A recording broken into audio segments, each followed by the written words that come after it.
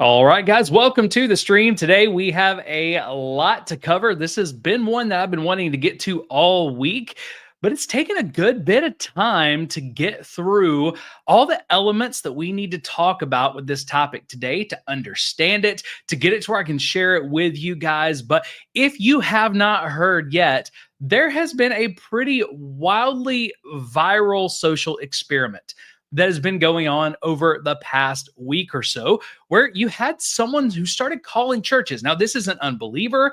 This is a person who doesn't share a lot of evangelical Christian values, but this is a person who, because of the government shutdown before it ended, because of SNAP benefits stopping, they had this idea for a social experiment where they started calling churches and asking churches, local churches that people recommended from all over the country, if they would help to buy a can of formula for their baby. I don't have enough formula for my baby. My baby hasn't eaten since yesterday. Will you help me to feed a starving child? Now, as you can imagine, those responses varied, okay? We're going to talk about the exact responses, who said yes, who said no, that sort of thing. Those responses varied. This is not a professional researcher. This is someone calling to do a social experiment. And as you could probably imagine as well, some people liked it. Some people hated it. A lot of people were in between. But I haven't found many people who don't have really, really strong feelings about this one. But the more that I paid attention to it, the more that I realized I think these are things we have to talk about as the church. I think there's a lot of lessons, good, bad, and ugly, that we can learn as the church from this. So I wanted to talk about it, but I didn't want to just jump on early this week and do a quick reaction, half-cocked. I wanted to get everything together. So we've got about 35 minutes worth of video that I'm going to react to today. What we're going to do is we are going to do this video in 5 segments, but instead of stopping in between segments like normal, where I take your comments and we talk back and forth, I'll see any questions anybody has right off the bat today. But then we're going to save all the comments and all the discussion until afterwards. And what I'm going to do is I am going to record this as a full podcast episode. So this live stream is going to be turned into a podcast episode. We are going to publish it on YouTube, Spotify, Apple, everywhere that we normally do. After that, I am going to start publishing the segments separately. So if you're watching today, you'll see this again as a full video on the channel with our normal thumbnail. The one that gets straight to the chase, doesn't have all of this intro, doesn't have the community back and forth. That one is going to be posted after this, okay? But after that, I'm going to start posting it in parts, shorter bite-sized pieces for more people to grab a hold of. So whatever is the best way for you to connect with this content, you can go ahead and do that. But just know you're going to see this full video again, and you are going to see on the individual parts of it. But we're going to go ahead and record all of those today. So we don't do this a ton, but today is going to be a full podcast, kind of live recording only. So we're going to go through that, and then I will get to your comments and stuff at the end. If you haven't already, let me know where you're watching from today. We always love to know where people are tuning in from.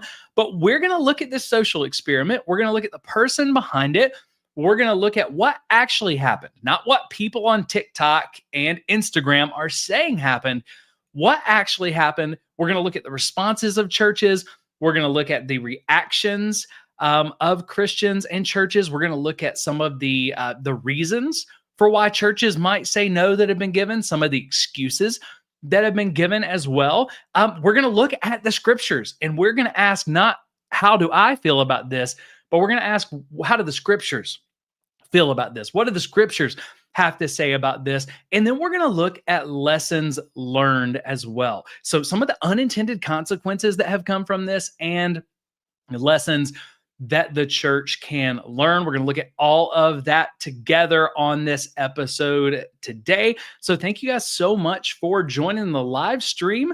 I don't see a ton in the comments, much of anything that we need to get to. So I'm going to go ahead. I'm going to jump right in.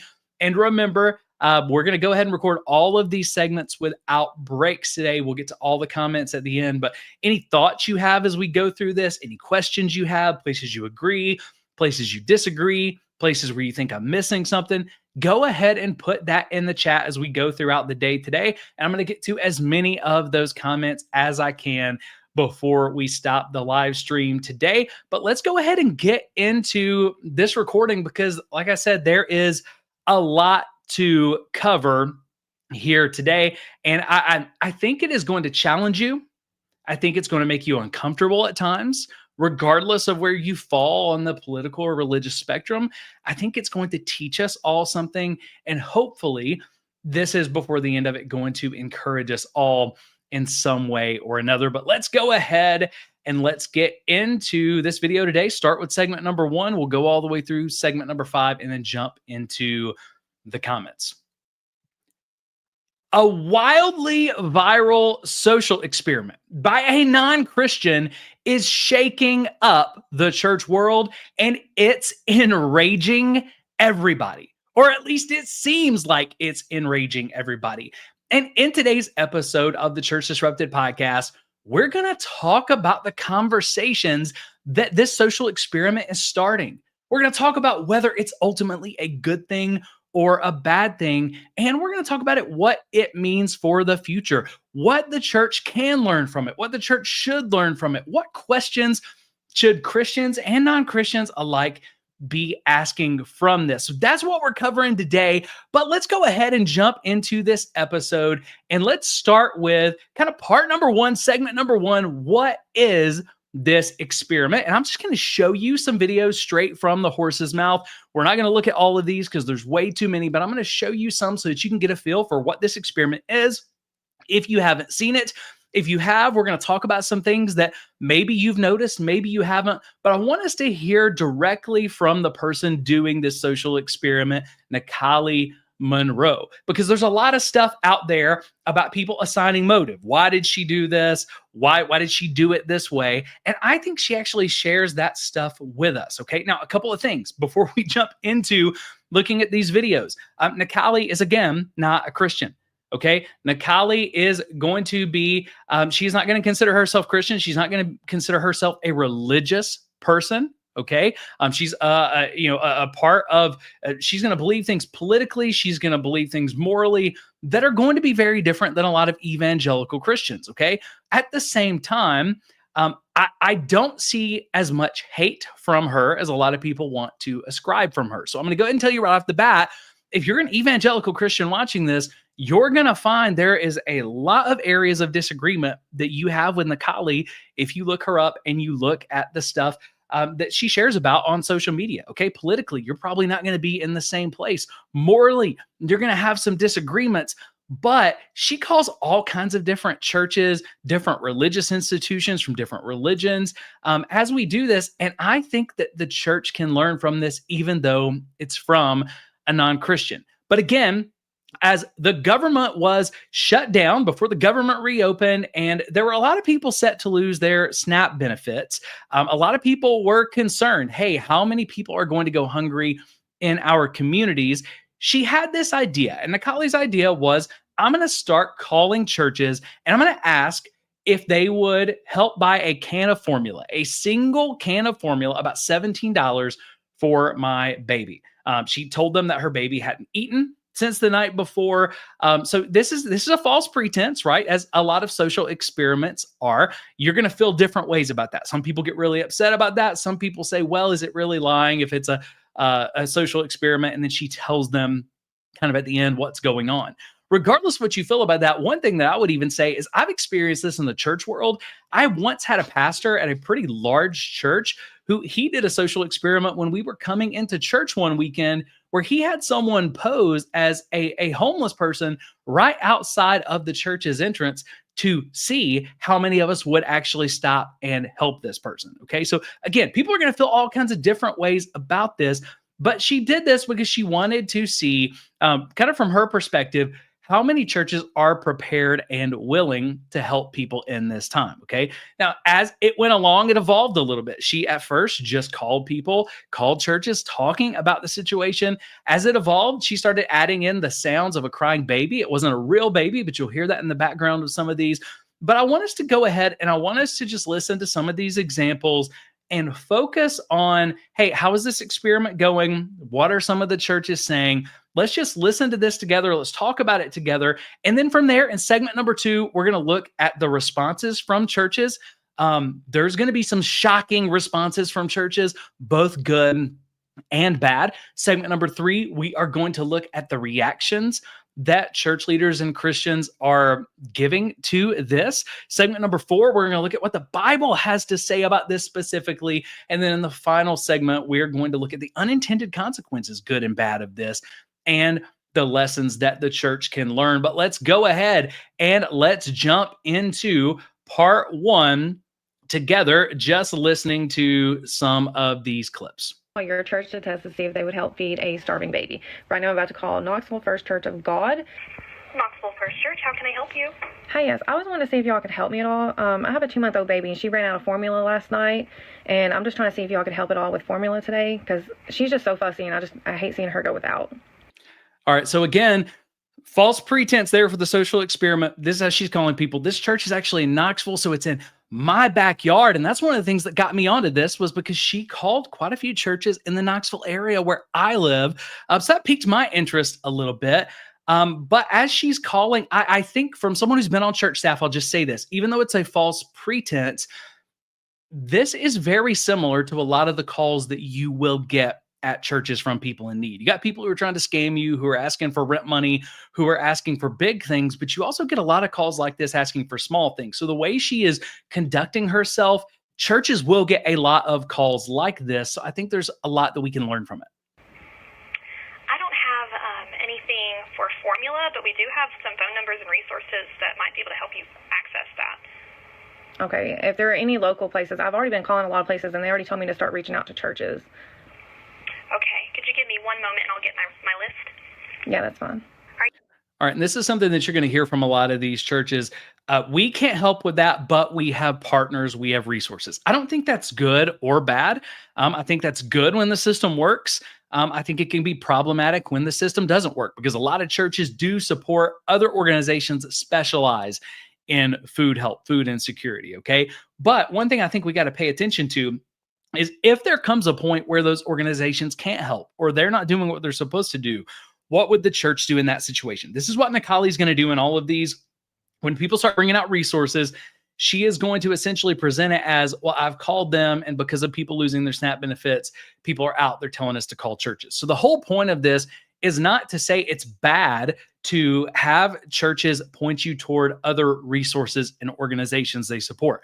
That's not bad at all. But the experiment is to see what would a church do if they were asked directly, and if there wasn't anything else available. I think this person from this church does a pretty good job of showing empathy, a pretty good job of, I think you can feel that she's kind of hurting over this, but she doesn't know what to do. And I think that could be a potential problem, that, hey, if all of our normal systems and resources aren't working, we got to have a backup plan for what we would do. But I think this is a great first call, because this is someone who shows a lot more empathy than the others. Are you there, ma'am? Yes. What's your name? Nikali Monroe. Nice to meet you, Natalie. I'm sorry you're going through this. Thank you. Let me see what I can do. Who have you called already, so I don't give you resources that you may have already known? I mean, I've called all the resources that I was given. I started with like just the local places, and they all just told me that they were all wiped out of resources right now, and to call local churches for help. Okay, so let's see through our list. Okay, have you called CARM, Knoxville Area Rescue Ministries? Yes, I have. Have you? All right, and what she's going to do as we get back into this, the person from this church is just going to go through a list. They've got a list of, these are the places that we call. Nikali's going to essentially say, yes, I've called all of them. And then to see, is there something in place where the church be willing to help if the other organizations failed, if they ran out? And that's kind of where we're going with this. But she's going to go through this list with a couple of different places you may not be familiar with, but all of these places are places I know in Knoxville that do, they do a lot of good things. So this is a decent resource list. Called Salvation Army of Knoxville. Yes, I have. They don't have any help with immediate needs such as baby formula? No, really? They told me to reach out with churches. Every place is like being wiped out, I guess, because of like the people with their SNAP benefits too. That would make sense. Again, I think this person does a good job of showing empathy, because she's surprised that the resources don't have anything in this fictitious situation. But when Nikali says, well, I think everybody's wiped out because of people losing their SNAP benefits, this is something I want you to keep in mind as we go here. Nakali is doing this social experiment, whether you like it, whether you hate it. Churches also were aware. We were all aware that there were a lot of people in our communities going to lose their SNAP benefits because of the government shutdown. Okay, so thinking as someone who is in the church for 17 years in local church ministry, that's something that church staff should have been talking about in the weeks leading up to this. If this happens and there is a much greater need in our community than normal, what are we going to do? And I think a great part of that conversation is talking about our resources and our systems. But I think another important part of that conversation is, well, what if those systems fail? What if something else happens? And with a lot of these churches, they don't seem to have thought about that. They don't seem to be thinking about when she mentioned SNAP benefits and stuff like that. A lot of them, it just kind of goes over their head. They're not talking about it. This person says, oh, that makes sense. I wasn't thinking about that.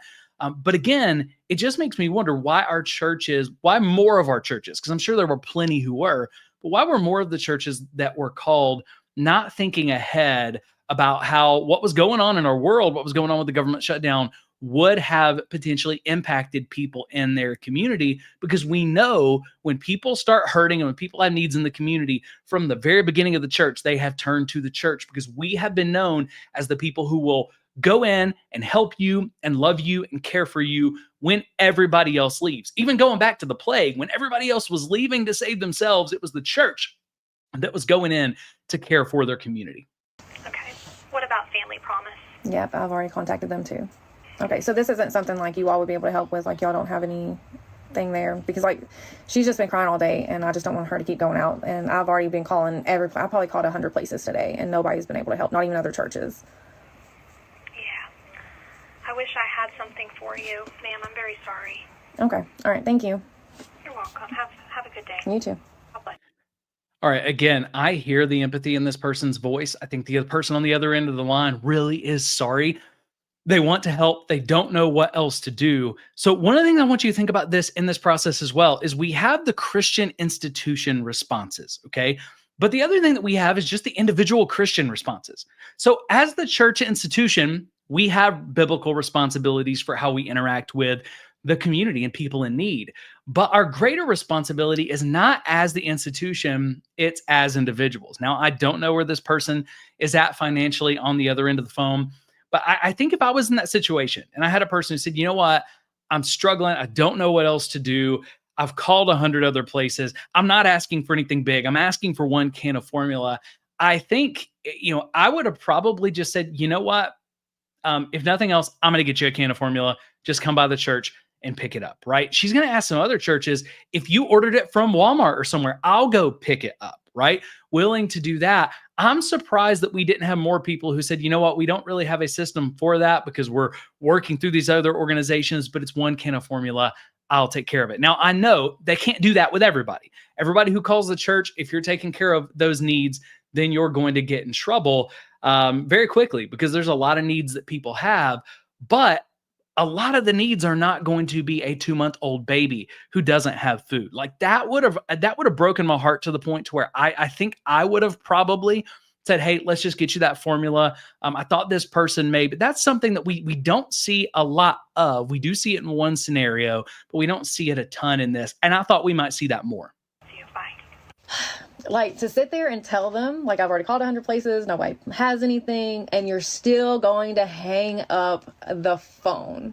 People really call these places needing help, and this could have been a real person with a baby starving, and this place would have just hung up the phone. And again, I think this place showed a good bit of empathy, but I will vouch for that. Working in the church for a long time, you're going to get a lot of calls like this. And I think as Christians, whether you agree, whether you disagree, we have to wrestle with what is our place and how do we function when we come into contact with a situation like a baby going without food. How are we going to deal with that? How are we going to deal with that systemically? How are we going to deal with that if those systems we're using break down? But more than that, it's a question that we've all got to ask individually when we come in contact with those. What can we do? What are we supposed to do? And if you don't have the money to help the person, one thing I would have loved to have seen a lot more churches do that I didn't see in this is, oh, you called those resources.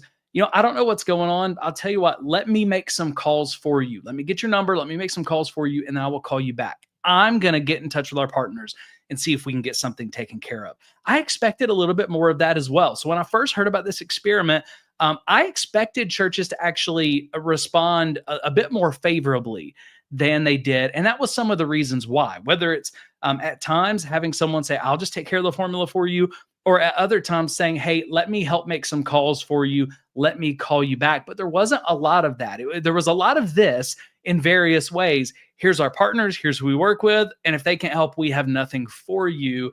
And I think there's got to be a middle ground there. I had a lot of requests wanting me to call a mega church. So I'm actually calling Lakewood International Center in Houston, Texas.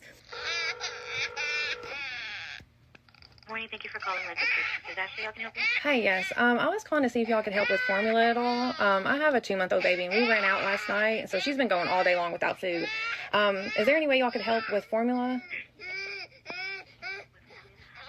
All right, so these are two very different churches. She's going to call a lot of small churches, a lot of medium-sized churches. This is, I think, the only mega church that I remember her calling that's like a non-denominational mega church. This is, Joel Osteen's church in Houston, if I'm not mistaken. So she's calling them. You got a church with a lot of resources now. Some of the churches are going to say they don't have resources. So let's see how they respond to this. This one was surprising to me, but it also makes it makes more sense than I wish it made. And I'll explain why in just a second.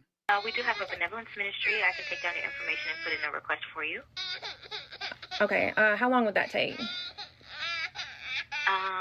We really don't have an estimated time just because we do receive a lot of requests here. Each applicant is different. It could take a couple of days. It could take a couple of weeks. We really just don't have a time frame there. Okay, you said it would take a couple of days to weeks? Yes, ma'am. Yeah, if approved. Okay. So she says, we have a benevolence program. I can get you into that. I can get you into the process. That's great. That's a good response. I've been a part of multiple churches with good benevolence programs. Okay. They got a good system. These are people who were trained to make sure that you're not getting involved in scams, but you are helping people. These are people who have access to the budget. It can, take a lot of that off of pastors. So that's not necessarily a bad thing. But if someone has a pressing need, there has to be a way through a benevolence program to expedite it in certain situations, okay? Because not every need is 100% pressing. But if it's my baby hasn't eaten since yesterday as a 2-month-old, that is highly pressing. So if your benevolence system requires you to say, well, we can get you into the benevolence program, but it could take a couple of days to a week, and then you get in and you apply, and you may be approved and you may not be approved, that is not always going to meet the needs in front of us, where we also have an opportunity. Because keep this in mind, this is not just about the church meeting needs, but Jesus illustrated and showed us so often when people had physical needs, he would meet those physical needs. He would feed them. He would heal them. He would meet those physical needs, and then he would share the gospel with them. Then he would share love with them, right? But it was by meeting those physical needs that he often was able to talk to them in a different way. So this was at least a good response. I was glad to hear that a church as big as Lakewood actually has a benevolence program, didn't start asking her a bunch of questions, but said we could just get you through to apply. That part's quick. What concerns me is that it was going to take so long in a pressing situation, that they didn't have another option or a way to expedite that. Also, as being a part of a church that has had multiple churches that have had kind of big benevolence programs, I wasn't super surprised they had the benevolence program, but I was shocked at not only how long that it took, but this secretary wasn't able to say, hey, let me have someone get in touch with you, or let me call someone and call you back and see if there's something else that we can do. Because again, benevolence programs are good, but if our system can't actually meet the needs of people, then not only are people going to go without their needs met, but we lose opportunities to share the gospel with, I think people are most likely to hear the gospel and receive the gospel when, one, they've got a need that drives them to us, and two, just like we follow Jesus' example, we actually meet those needs first. Okay. All right. Thank you. You're welcome. Bye. Beverly Church of the Nazarene. Hi, yes. I was wanting to see if you could help at all. I have a 2-month-old baby, and I ran out of formula last night. So we've been going all day and all night without formula. I was wanting to see if y'all could help at all. Well, we support Helping Hands, the food pantry. Have you talked with them at all? Yeah, I've been calling Have everywhere. baby formula. Yeah, I've been calling everywhere. What? I've been calling everywhere. They're telling me to call local churches. And listen closely to this one, because this is one of the churches where we're going to look pretty closely at their response, their reaction the very next day in the next segment. So pay attention to this one, because this one's going to come back around. Well, did you go to Helping Hands? Because they're open this afternoon from 4:30 to 6. They usually have some type of thing there, some sort of formulas there. Yeah, I've already tried. I think because everybody Okay. lost their SNAP benefits, nobody's really been able to help that much. Okay. Well, we don't have anything either at the church. We do support Helping Hands financially and with donations of items, and so we don't have anything available either to help with that. But I do know that in the past they've always had things. But you did check with them. You Yes. did call Helping Hands. Yes, I did. Okay. So again, this is a church that says we have a partner that we work with. We give goods, we give money. We got a great partnership and a system with Helping Hands. But when the caller says, well, Helping Hands doesn't have anything, what we're seeing is if that primary system fails, there's really no backup system of how we are going to help people, how we're going to answer these kind of queries. Okay. Well, I don't have another suggestion. Did you try Joseph's Storehouse in Hurricane Mills? Yeah, everywhere that I've been referred to, I've called, and they're all just telling me to call churches because they're all wiped out. Okay. Well, and we don't have anything either. So I'm sorry. I wish I had something to offer you. Is there any? I don't know if anything Human Services. I don't know if there's anything they're able to do, or the health department. Those would be two other places I would suggest to try. Okay. Okay. Thank you. Have a good day. Bye-bye. All right, so a couple of things there. One, after the primary system failed, the majority of her other suggestions, she said, I don't have any suggestions. Then she brought some around. Did you notice the majority of her suggestions were, again, governmental suggestions? Now, this is going to be unpopular with some of you because, we're not all going to be in the same place politically. But one of the places I land politically is that I often think the government would have to be a lot less involved in programs like SNAP and stuff like that if the church was more involved in our communities, okay? I, for one, would rather see churches being more involved in this than just the government. But that was one of the things is a lot of her suggestions were governmental suggestions. The other thing is I want you to think about this call versus the first call. The first call I heard, and ask yourself, what do you see? What do you feel? Because I could be way off on this. But in the first call, I heard a lot of empathy. I heard the person on the other end of the phone really hurting for this person, this mother who was looking for food for their baby. Really, it felt like they wished they could help and they were wrestling with that. With this call, I didn't hear a lot of that empathy. So even if it was there, it wasn't coming across. And if it wasn't coming across to me, it wasn't coming across to Nikali. If it wasn't coming across to Nikali, it wouldn't come across to other people. So that empathy that we want to show, that I care for you in the name of Jesus, it wasn't there. And it was just very practical, a matter of fact. Hey, here's our system. If they can't help, you might could call these other places, but I don't have anything else for you. Bye.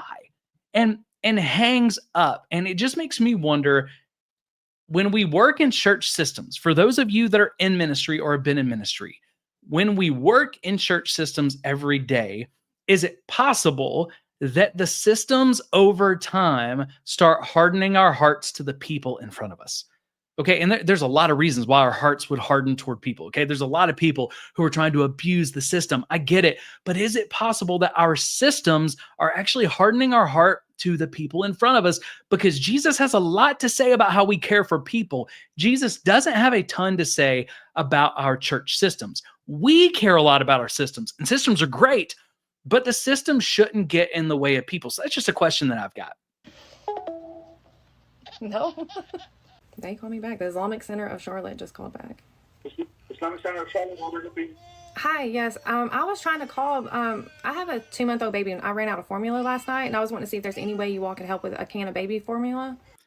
Okay, so for Nikali, she wasn't even just calling, like I said, one type of church. She wasn't just calling Christian churches. She calls the Islamic Center in Charlotte. And I want you just to think about how they're reacting. How is it different from the way some of the churches you've already heard are reacting? By the way, I'm going to show you some churches that reacted in a totally different way as well. But if you are someone following the Kali and you are not a believer in Jesus, and maybe you've been hurt in the church and you've already got a lot of questions about the church and a lot of struggles, what would this communicate to you? And if you're watching through all this, how do the different responses from not only different churches, but even this Islamic Center, how would it communicate to you? And my hope would be that we as churches would have a lot more responses that that really embody what Jesus described when he said, you're going to be a light, a bright light, a city on a hill. People are going to be able to see and glorify your Father in heaven because of your actions. We can, ma'am. Where do you live? You live in Charlotte? Yes, I'm like 10 minutes from you all. Okay. And what kind of formula you use? It's the Good Start. Good start. Yeah, that's fine, ma'am. If you come over here, we'll help you. Okay, hold on just 1 second, okay? Okay. Okay. All right, so she's about to tell him what she is really doing. She's not trying to take advantage or anything. Once people give her, a yes, she tells them what they're doing. And she also does something else that I think is pretty cool that we'll talk about here in just a second. But do you hear the difference in this response and the first two responses? I wish we saw a few more of these responses come out from churches, and we see some that are way better as well, okay?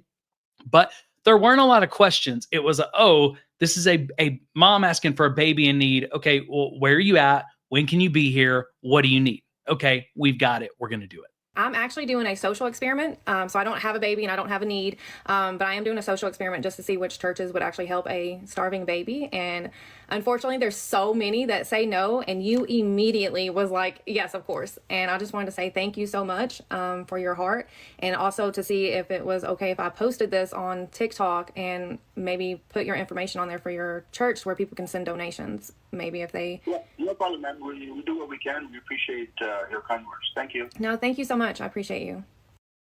All right. Now, I wouldn't call this a church because the church is the Christian body of Christ, right? But I understand what she's doing here. But I think this is important to note, okay? Because I think for some people, they're going to say, oh, well, Nikali's just looking to make Christians look bad and Islam look good. And that's actually not the case, because she does this with churches who respond well. And you're going to hear from a couple of other churches where she does this same thing. She doesn't just say thank you.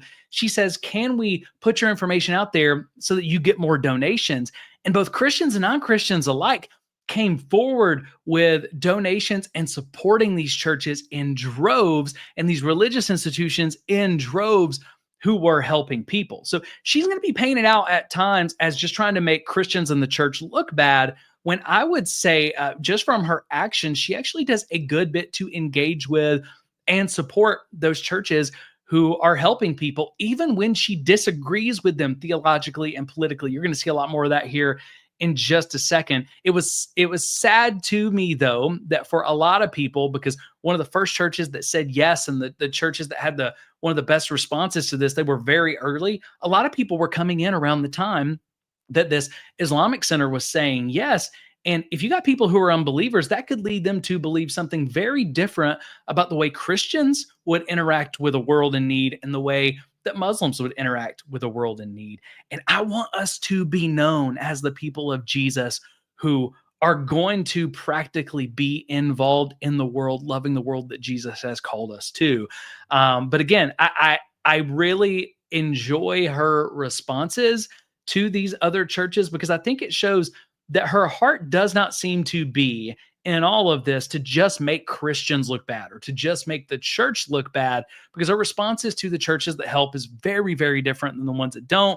And her responses to the ones that don't are different based on what they do. Keep doing what you're doing. Thanks. You too. Bye. Oh, he didn't like the only question that he asked was, where are you located at and what kind do you want? And right now I'm about to call Germantown Baptist Church, located in Memphis, Tennessee. This is another one to pay close attention to, because we're going to look a lot closer at their response as well. So you've got Waverly Church of the Nazarene that we talked about earlier. Now with Germantown Baptist Church, pay attention to this one, because this one will come back around as well. Germantown Baptist Church. Hiya, I was wanting to see if you all could help with a small can of baby formula. Let me get the pastor on call for you. Let me place you on a hold. One moment, please.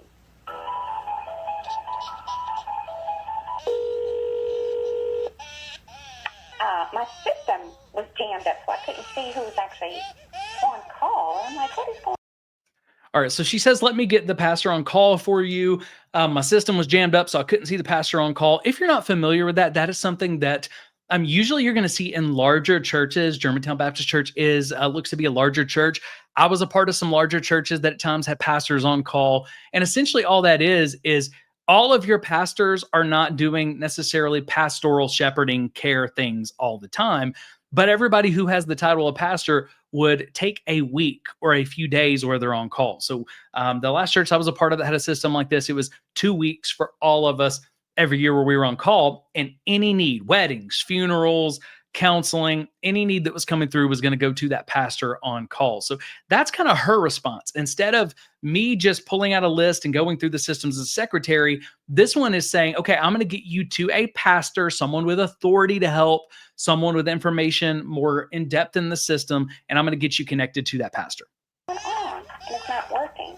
And I usually print that out, and I didn't this time, but I'm just gonna walk back there and see. Okay. Okay, one moment. Okay. Hello. Hi, yes. I was just wanting to see if y'all were able to help with baby formula at all. We unfortunately are not. We have a benevolence program, but it is for our members. All right. So I want you to think about something for me, okay? There are going to be other churches that have that rule as well. We have a benevolence program. It's just for our members. Now, that's a whole separate question. Should churches only be willing to help members of the church, or should the way we interact with the community and need around us be a way that we bring people into the church? But that's a separate question.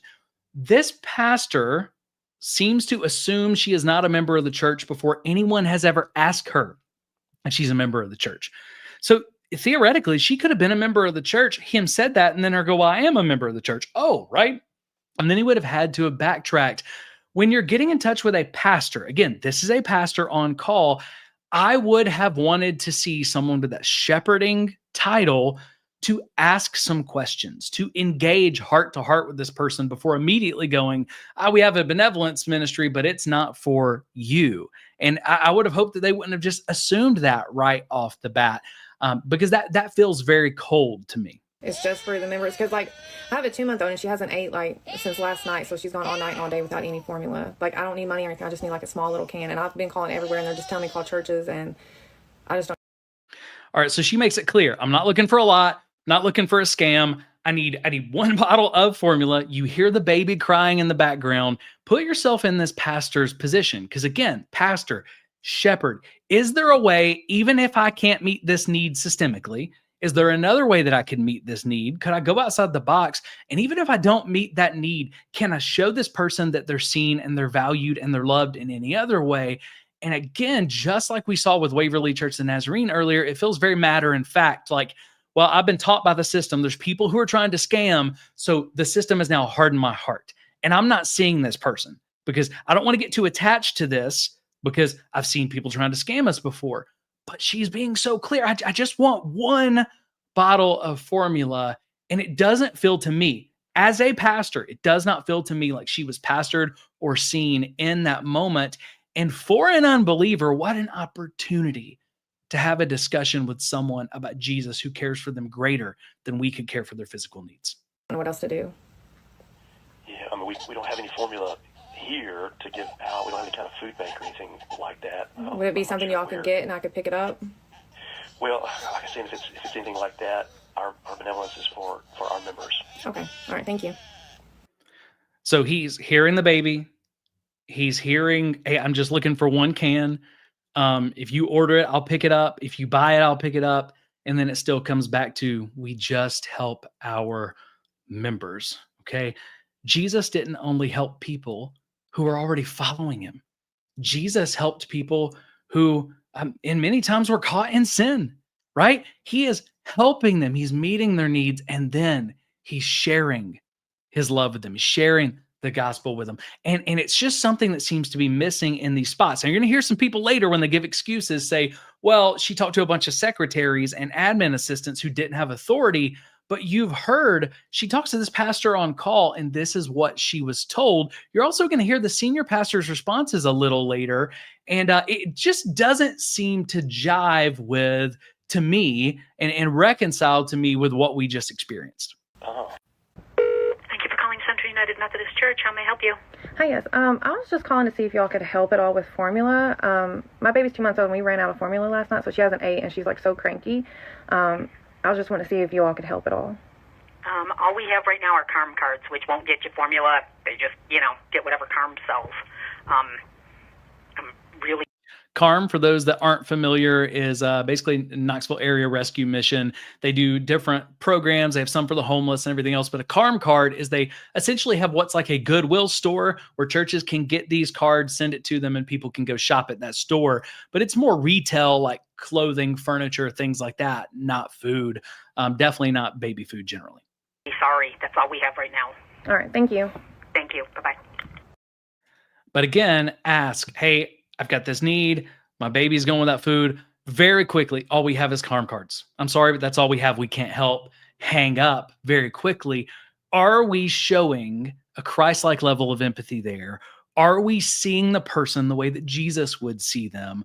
Are we taking the opportunity to help them experience the love of Jesus? Or again, man, the system has told me to be so concerned about scams as our heart become hardened and we totally miss the person in front of us because we assume that they've got bad motives. Nope, they wouldn't know. Hello? Hi, yes. I was calling to see if y'all could help at all. I have a 2-month-old baby and I ran out of formula, so I was wanting to see if y'all could help with formula at all. Just a moment. Let me transfer you to Nick. Okay.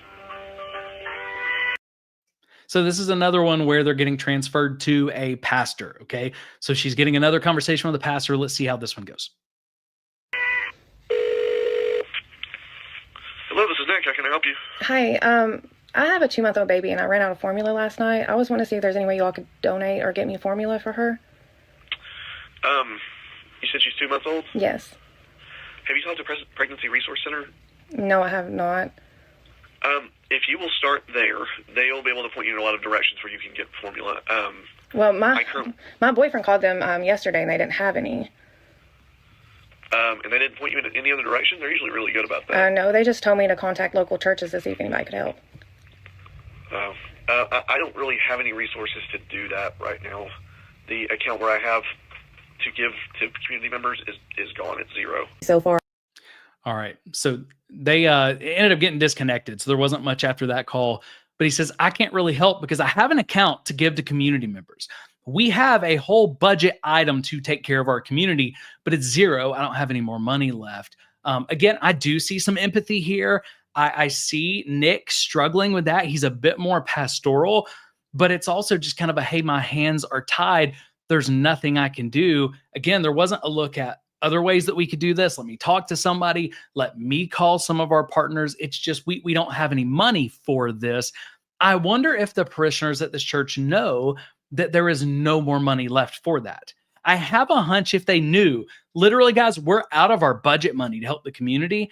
I'm guessing there are people in that church that would have said, okay, well, what do you need? What do you normally go through in a month? Let's raise this money. Let's give some extra, because most parishioners, I think, really believe, hey, if somebody calls and has a legitimate need, my church is going to help them. My church is not going to just turn them away, especially if it involves a child, especially if that child is a baby. Now, I know, and I'm already seeing it in the chat, a lot of Christians, their struggle with this, our struggle is with the premise. Our struggle is with Nikali.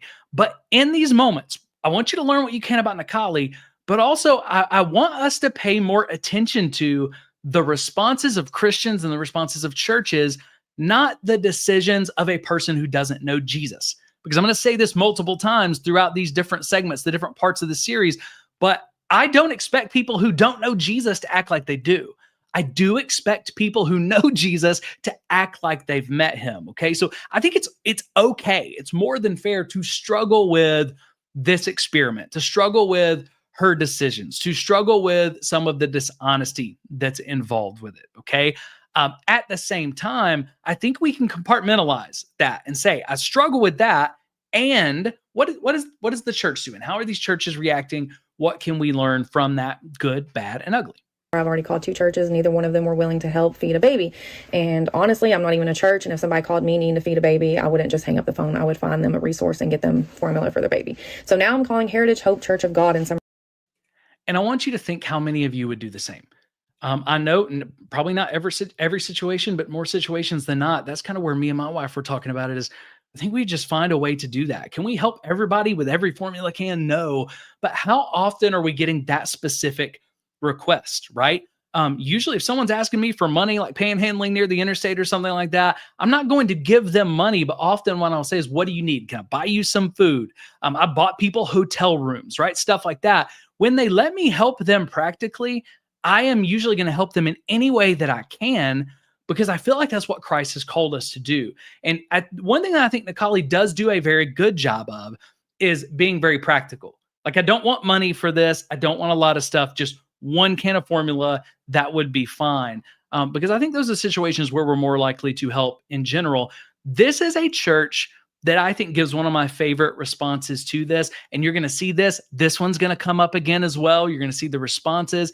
And I think the Lord used this church, and I think the Holy Spirit is using this church to soften Nikali's heart. And I believe if there is a chance of her coming to follow Jesus, that it would be because of reactions like this church. So anyway, you're going to hear a lot more about this, but listen to this initial call.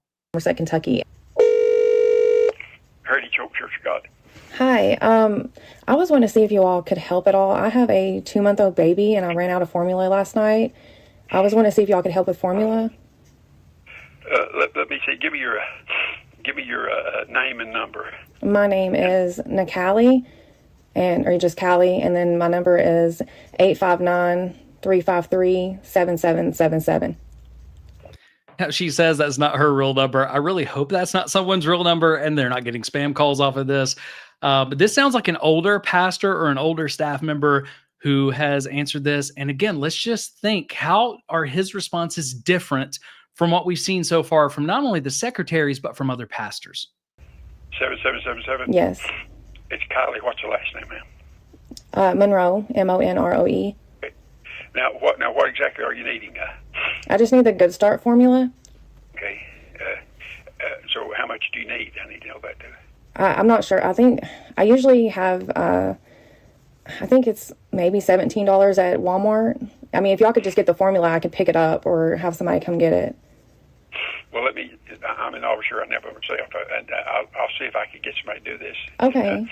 We can do this. I'll just see. Tell me what it is it's called in case I have to go get it, because I'm a great grandpa. I'm not used to picking up formula. Okay. All right. So I think that is powerful. He says, I'm by myself in the office.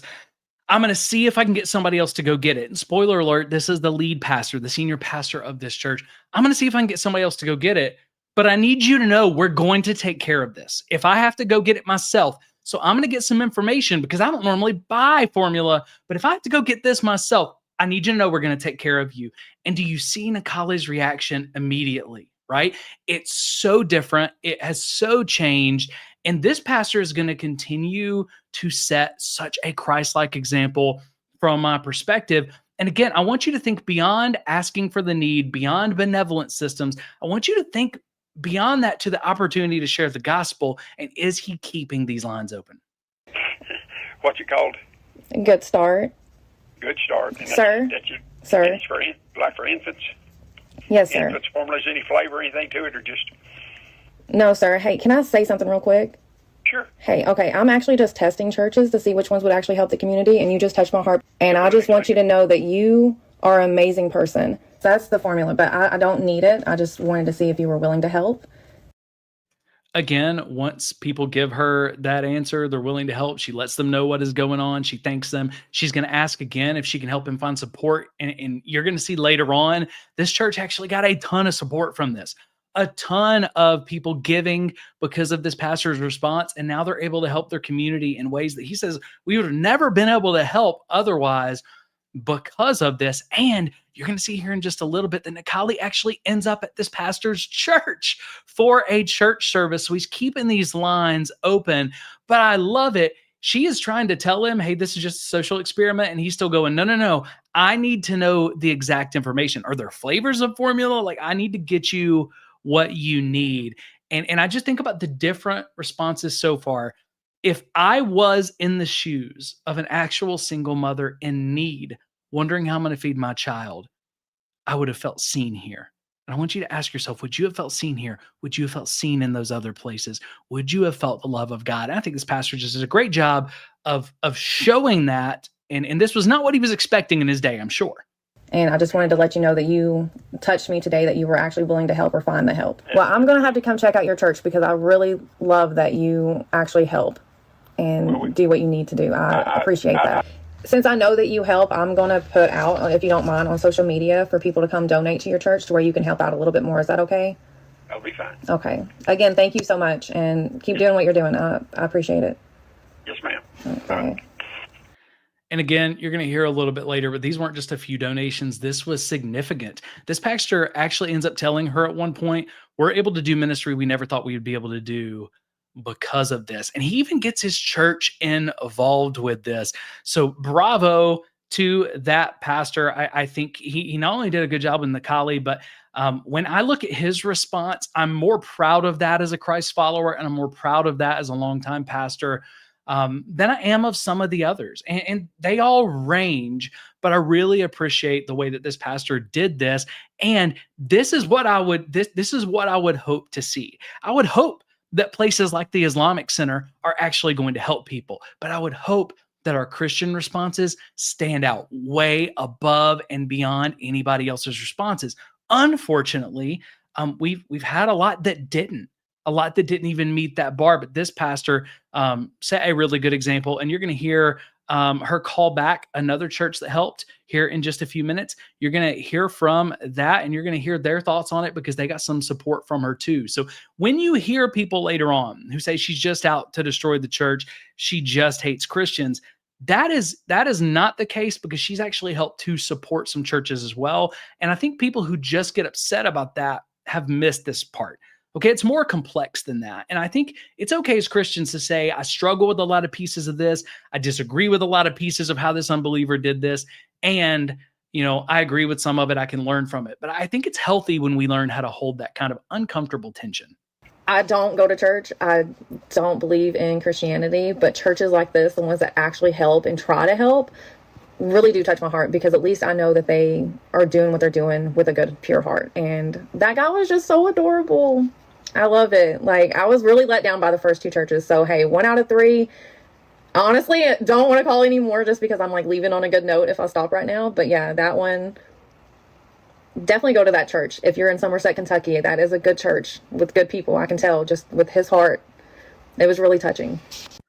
All right. So she tells people, 1, we're going to try to support this church. 2, go to this church. And when you look at this church, this is not a church that's politically aligned with Nikali. This is not a church that believes the same things morally as Nikali. And if you just looked at Nikali and this pastor in a vacuum, you would probably say, there's no way that these two would ever connect. Yet God used this situation. Is it possible that God used a situation we disagree with decisions we disagree with from an unbeliever? Is it possible that a good, all-powerful God used it to connect her with someone to show her his heart, right? So you hear someone who's not a Christian, not a believer, part of the LGBTQ community, who says, go to this church of God, this little church in Somerset, Kentucky, right? So I think that is beautiful, but also I think it's beautiful just her response, right? That she says, I'm not a Christian. I'm not normally into church, but there's something about this that drew me. And I think when Jesus taught us how to act in the world, that he describes a lot of that even people who should hate us can't quite hate us, because there's something about the way we behave, the way we live, that draws them to who Jesus is. Okay, so I'm going to be doing a follow-up call with one of the churches that said yes during this experiment, and we're just going to see what their experience with all of this has been. Our Lady of Fatima, this is Hannah speaking. Hi, this is Nikali. I had spoke with somebody last week about the formula for the 2-month-old. Yes.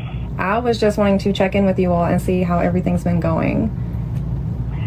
Well, everything has been wonderful, but we do feel that this is God's work. So anything good that comes out of it will go to benefit those in need. All right, so there's a couple of things that are going on here. 1, this is a follow-up call to a church that already said yes. This is a church that she did like this last church, like she did with the Islamic Center, where she said, hey, can we get donations for you? So when she's calling back, this person is saying, there's good that comes from it. And if there's good that comes from it where we can serve people in God's name, that is a good thing. There's good that's come from it because tangible donations have come into this church that are allowing them to help more people. And this is a Catholic church, I believe. So again, she is all over the spectrum. She's not just targeting one kind of church. She was going where people were kind of telling her, right? So you got this Catholic church, but also you're going to see here in a minute, she's got concerns. You can tell she's getting the shrapnel of angry Christians. She's getting the shrapnel from other people. As someone who gets that a lot, I can empathize with that, okay? And she is starting to wonder, hey, did I do this the wrong way? I didn't want to hurt people. I wanted to do a good thing here. Okay, I think you're going to hear that. So she's heard so much of the negative. She's wanting to ask one of the churches who said yes, how they feel about it, and just listen to how this person is explaining how they feel about it, how this situation was used. And my guess is both the last pastor from Heritage Fellowship and these church leaders, my guess is they all disagree with her methods as well. I think you're going to hear enough of that through this call and the others. I think they disagreed with her methods as well. I think they struggled with the idea of this false pretense, yet they still found a way to communicate the love of Jesus. We are grateful for the gifts, the donations that have come in, and we will make sure that they go to the Community Food Connection that is here locally. That's awesome. And again, I just wanted to thank you all for having the heart that you all do and, you know, actually helping people in your community. I think that that's absolutely amazing. Thank you very much. Okay. Can I ask you a question? Sure. And you can be honest. Did you feel like the social experiment was a bad thing or a good thing? I think that a good thing will come out of it. Okay. Something good will come out of it. Awareness. And I think she's struggling right there. I think you can feel it. Like many other Christians, I'm struggling with the pretense here, but God is going to use it. God can use things I don't agree with. God can even use bad things. God is at work. So there's parts of it I don't like. That's what I'm hearing in her voice, but I know that God is working. What a message of faith to someone who doesn't know the God that we know. That's what I think. I hope so. Yeah, I've been struggling with it because I'm getting both sides of it. So I just wanted to ask one of the churches that said yes, how they felt about everything. All praise needs to go to God. That's how I feel. All praise needs to go to God. And can you feel her struggle? Again, maybe you can't. Maybe it's just me. But I literally feel like I can feel her struggle through the screen. She really is struggling with this. She did the social experiment. She thought there was a good reason for it. She knows people are struggling with that. She knows there's a false pretense. So I think she is struggling with this. And this person is meeting her in a way that is not saying, hey, what you did was great or okay, but God is still working through it, right? God is not throwing you away because of it. And again, I just think that's beautiful. Okay, y'all, so I'm gonna start crying. Like, I feel bad. I feel bad for the ones that said no. In a way, like, I know that that's not on me, but at the same time, like, I still feel bad. I'm glad that the churches that said yes are getting something positive out of it. And I'm glad that I see people, like, even in the communities, giving back more. So when I started this experiment, literally the day before I started, I was just like sitting here and I'm just like talking on the phone. I'm like, tomorrow I'm gonna start.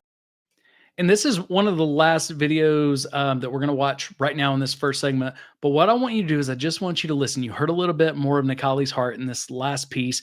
Even if you disagree with the way she did this experiment, I want you just to listen to a little bit more of her heart here. And I want you to keep that in mind when you hear the responses later and the way that she is painted in the next segment. When you hear some of the reasonings and the excuses in the third segment, I want you to see if what the things people are saying about her, from hearing her talk to these churches, okay, and from hearing her talk about this, do you feel the same thing that they felt? Okay, because I'm going to go ahead and tell you, I think there's a whole lot of people who paint her in a way that does not seem completely accurate. It's comfortable. It's easy to paint her in that way, but it's not accurate and it's not necessarily helpful. But I want you to see it for yourself. So just kind of pay attention to her heart here. Think about all of these videos and her interactions, and you kind of just judge for yourself. What do you think was the heart from this non-Christian in this situation?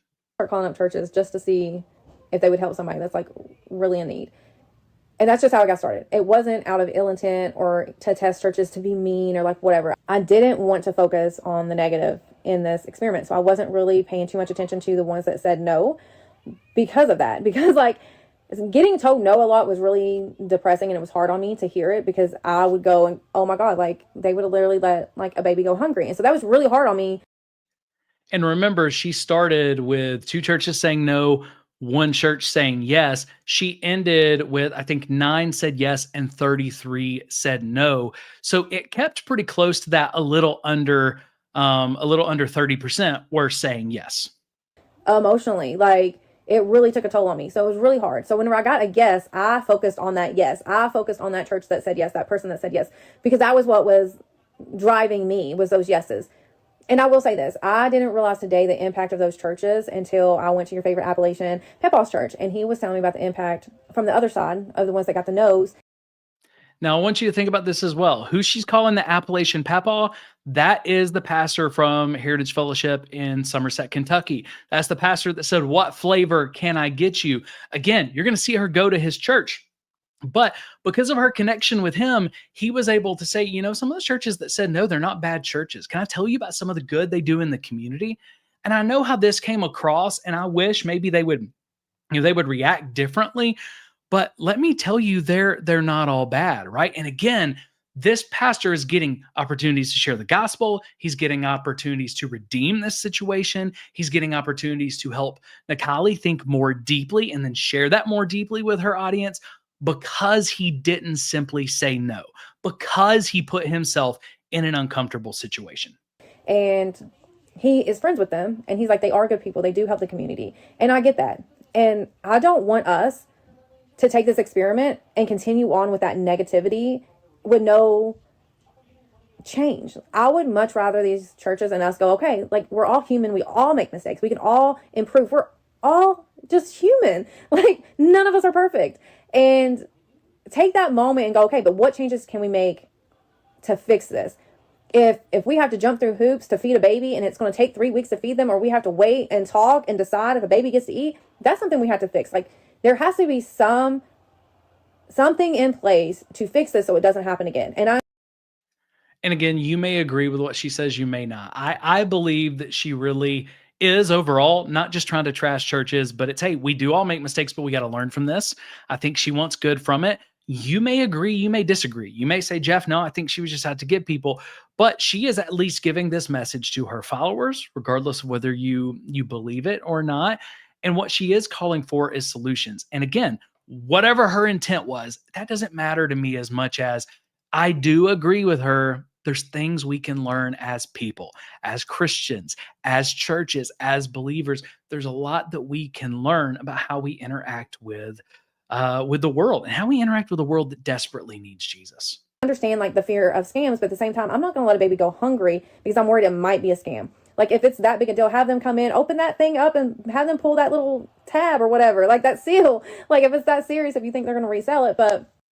And again, I think she does a very good job all the way through this of trying to assuage churches' fears that they would have about scams. She obviously knew that churches would be mindful of that. I'm glad that she did.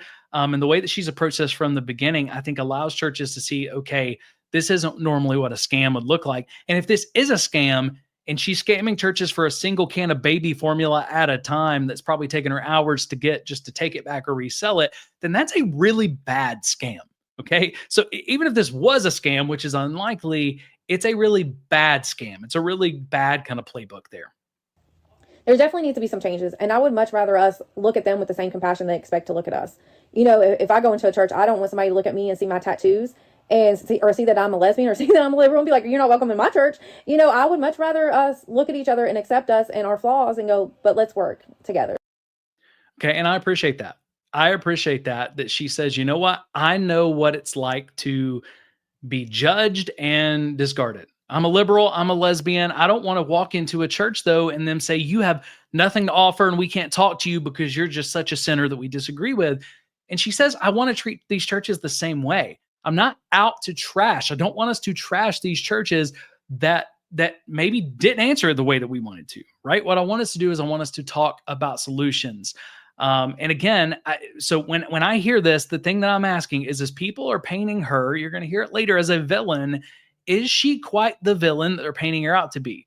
And I don't think so. I think she's a non-Christian doing some non-Christian things and some things that I disagree with, but I don't think she's just this evil person out to get the church from what I'm hearing. Let's find change. Let's grow.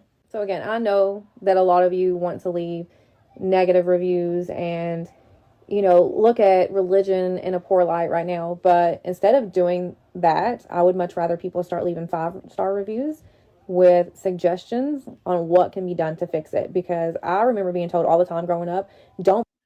All right. So what she's saying right there, she's found out that there are people because of this who are leaving negative reviews, bombing these churches.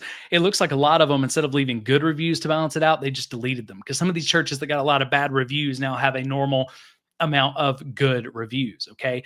But I appreciate her, because I don't think that's a helpful response. Let's just give a bad review to these churches we've never been to because of this social media experience. So she says, don't leave bad reviews. That's not what I want. If anything, leave good reviews, but let's work on solutions together. And again, people are going to assume that she is behind these bad reviews later. That's what she's wanting. But again, we see that is not what she is wanting. And a lot of that stuff has gotten fixed. So I appreciate that. Bring up a problem unless you can bring 3 solutions. And I'm a big believer that it only takes one person and one voice to make a change. And I've always said that. So I don't want to bring division. I don't want to bring judgment and hate. I want to bring positivity and change. And that's what we need. We don't need more division. Think about it. The churches that said yes to a liberal tattooed lesbian were a MAGA church, a Hispanic church, a black church, a Catholic church, and an Islamic mosque. That should tell you everything. That is a big swath of very different groups of people, most of them who would have a lot of problems with Nikali's decisions. The way that she lives her life would not be on the same side as her on a lot of things. Yet she says they were the ones that said yes and showed me love. But also it's this big idea. We've all got stuff that we can learn. We don't have to agree with each other to do this. But again, is the way she's painted later in these responses and in these excuses. Are you going to hear people accurately describing her as a person who says, I don't want to cause division. Let's work on this. Look at these churches that normally would not want anything to do with me, yet they were able to engage. They were able to show love, right? So again, just continue to ask as you see these things later, is what I'm hearing from other people accurate to what I'm seeing myself? This was to bring us together, not divide us. It's to bring us together. So my message out of all of this experiment is to look at each other kinder, help more people, and forgive and show empathy and compassion. That's what I want you all to do. Don't let this experiment darken you and bring just more chaos and more hurt. Not only don't let it darken you, bring more chaos and more hurt, but she's already said here, I don't want you to have a negative view of religion. I don't want you to have a negative view of Christianity. That's not what I want. We just got to learn together, but also celebrate the ones who are doing good. So again, I think that clarity is helpful for this conversation. I don't want these churches to suffer because I don't want the people in those communities to suffer. This kind of thing. All right. So she says, you know what? I don't want these churches to suffer, because what she knows is even if she disagrees with a church, even if she doesn't believe what they believe, even if she would never go to that church herself, what she says is important. As an unbeliever, she believes as a non-Christian that our communities are better with these churches in them. She wants these churches to learn. She doesn't want them to shut down. She doesn't want them to suffer, because communities are better when churches are in them. And that's one of the things that I really want non-Christians to believe. I'm not a Christian. I don't believe the things that these people believe. I've got struggles with them. I've got a lot of questions, but how much better of a place would we be to share the gospel and to help transform our communities if even the people who believe completely opposite of us would say our communities are better with churches in them? So even when we disagree, we want these churches as an active part of our community. Now, I just want you to ask, what do you think? We're going to get into these reactions in segment number 2 and part 2. But what do you think? As you've listened to Nikali, is this a blind and angry attack on all churches because that's going to be the way that it's portrayed at times, or is it something else?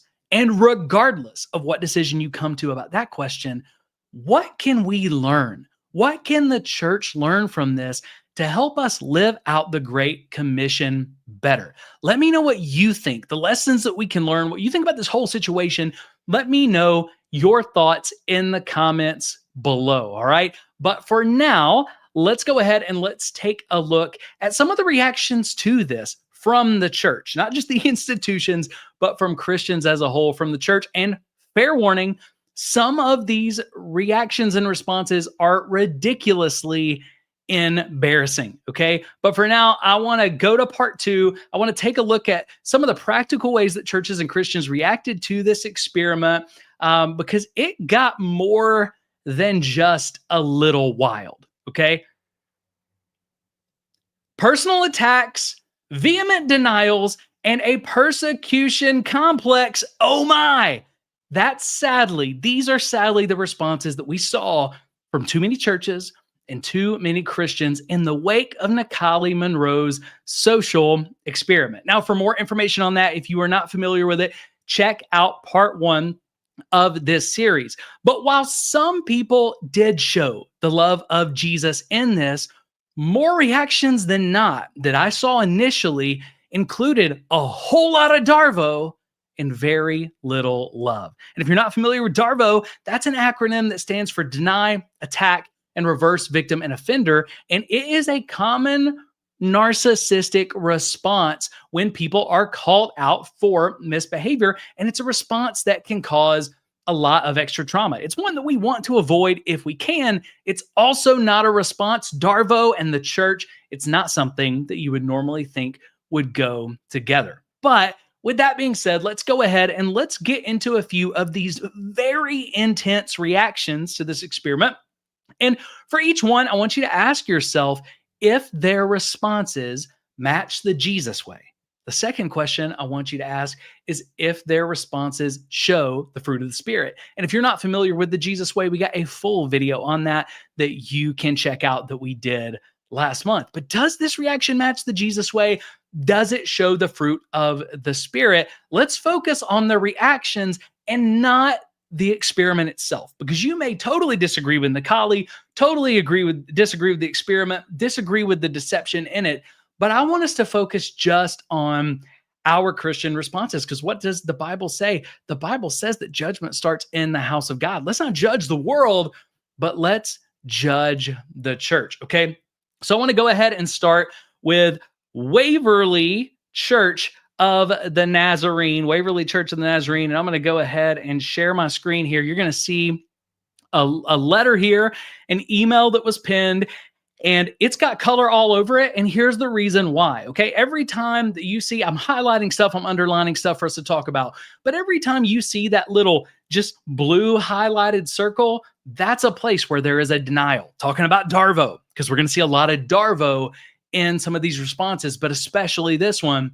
Every time you see that little blue dot, that's going to be a place of denial. The red dots are going to be a place where an attack happened. So I didn't just deny, but I'm attacking this person. And then the green dots are where we're going to reverse victim and offender. We're going to see victim and offender reverse. Let's go ahead and look at this. Now, remember, Waverly Church of the Nazarene, Nikali contacted them on November 4th. The very next day, November 5th, they put out this letter. It says, WCN and friends of WCN, on Tuesday, November 4th, our church was targeted online. Now, again, targeted online, is that factually true? Yes, she did have them as someone she was calling. I guess you could say it was factually true, but I would not describe this as targeted. They got a call under a false pretense. Okay. It was an experiment. I called churches. I asked churches for comment for a lot of our NDA stories, and they would say that we are targeting them. When I would say, no, we're doing a story on something factual that's happening. We're giving you an opportunity to respond. So first of all, they're going to use this targeted language. And I believe this is indicative of a persecution complex that Christians all too often get. There is persecution of Christians all over the world. We have much less persecution of Christianity in the United States than most of the world has, but there's even some legitimate persecution at times of Christians in the United States. But a lot of what we call persecution, disagree with me if you want, a lot of what we call persecution is just us getting our feelings hurt, okay? And it's what I call a persecution complex. It doesn't help anybody.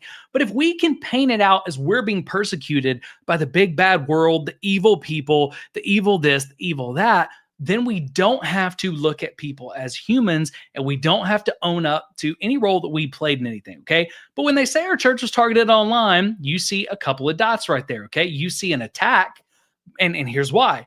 Our church was targeted online, okay? So we're attacking this person, targeted us, they're bad. They're trying to get something bad happening. That is a subtle attack, part of DARVO. But you also see the reverse victim and offender, okay? This person called, did a social experiment. People are getting upset because of our reaction. So don't think about our reaction. Don't look over here. Instead, reverse victim and offender. And look over here. This isn't about our reaction. This is about us being targeted and being attacked. Do you see this? It's a subtle attack against Nikali, and it is reversing victim and offender to their people in the very first sentence. Churches, if we're going to have DARVO in our responses, don't let it be in the very first words that come out of your mouth. Okay. Someone who is not local called the church number to speak with Julie. All right. And you see this highlighted again. The person lied. What is that? The little red dot. That's an attack. They're a liar. Now, it's true. They lied. Okay. They were doing a social experiment where you don't give somebody all the information until later. Okay. Now, again, that is a lie. Technically, it is a lie. I wouldn't have wanted to do it that way. Okay. At the same time, when we do drug trials, none of us are usually calling the placebo a lie, right? Because we know to get that data, you got to have the placebo. So I think the truth is somewhere in the middle of this.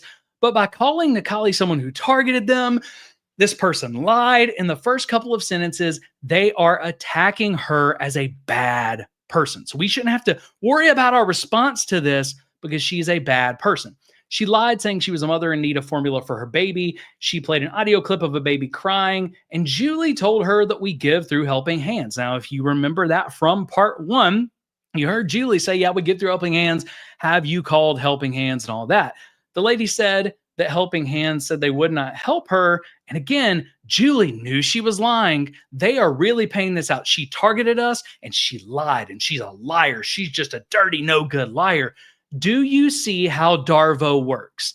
And that's why this response bothers me, okay? I understand why they could see her as a liar, why they could see this as a lie, why this would bother her. But by painting her this way, all they're doing is attacking her, reversing victim and offender, and basically they're ignoring their role in this, which is a subtle way of denying it. You don't even need to worry about our role.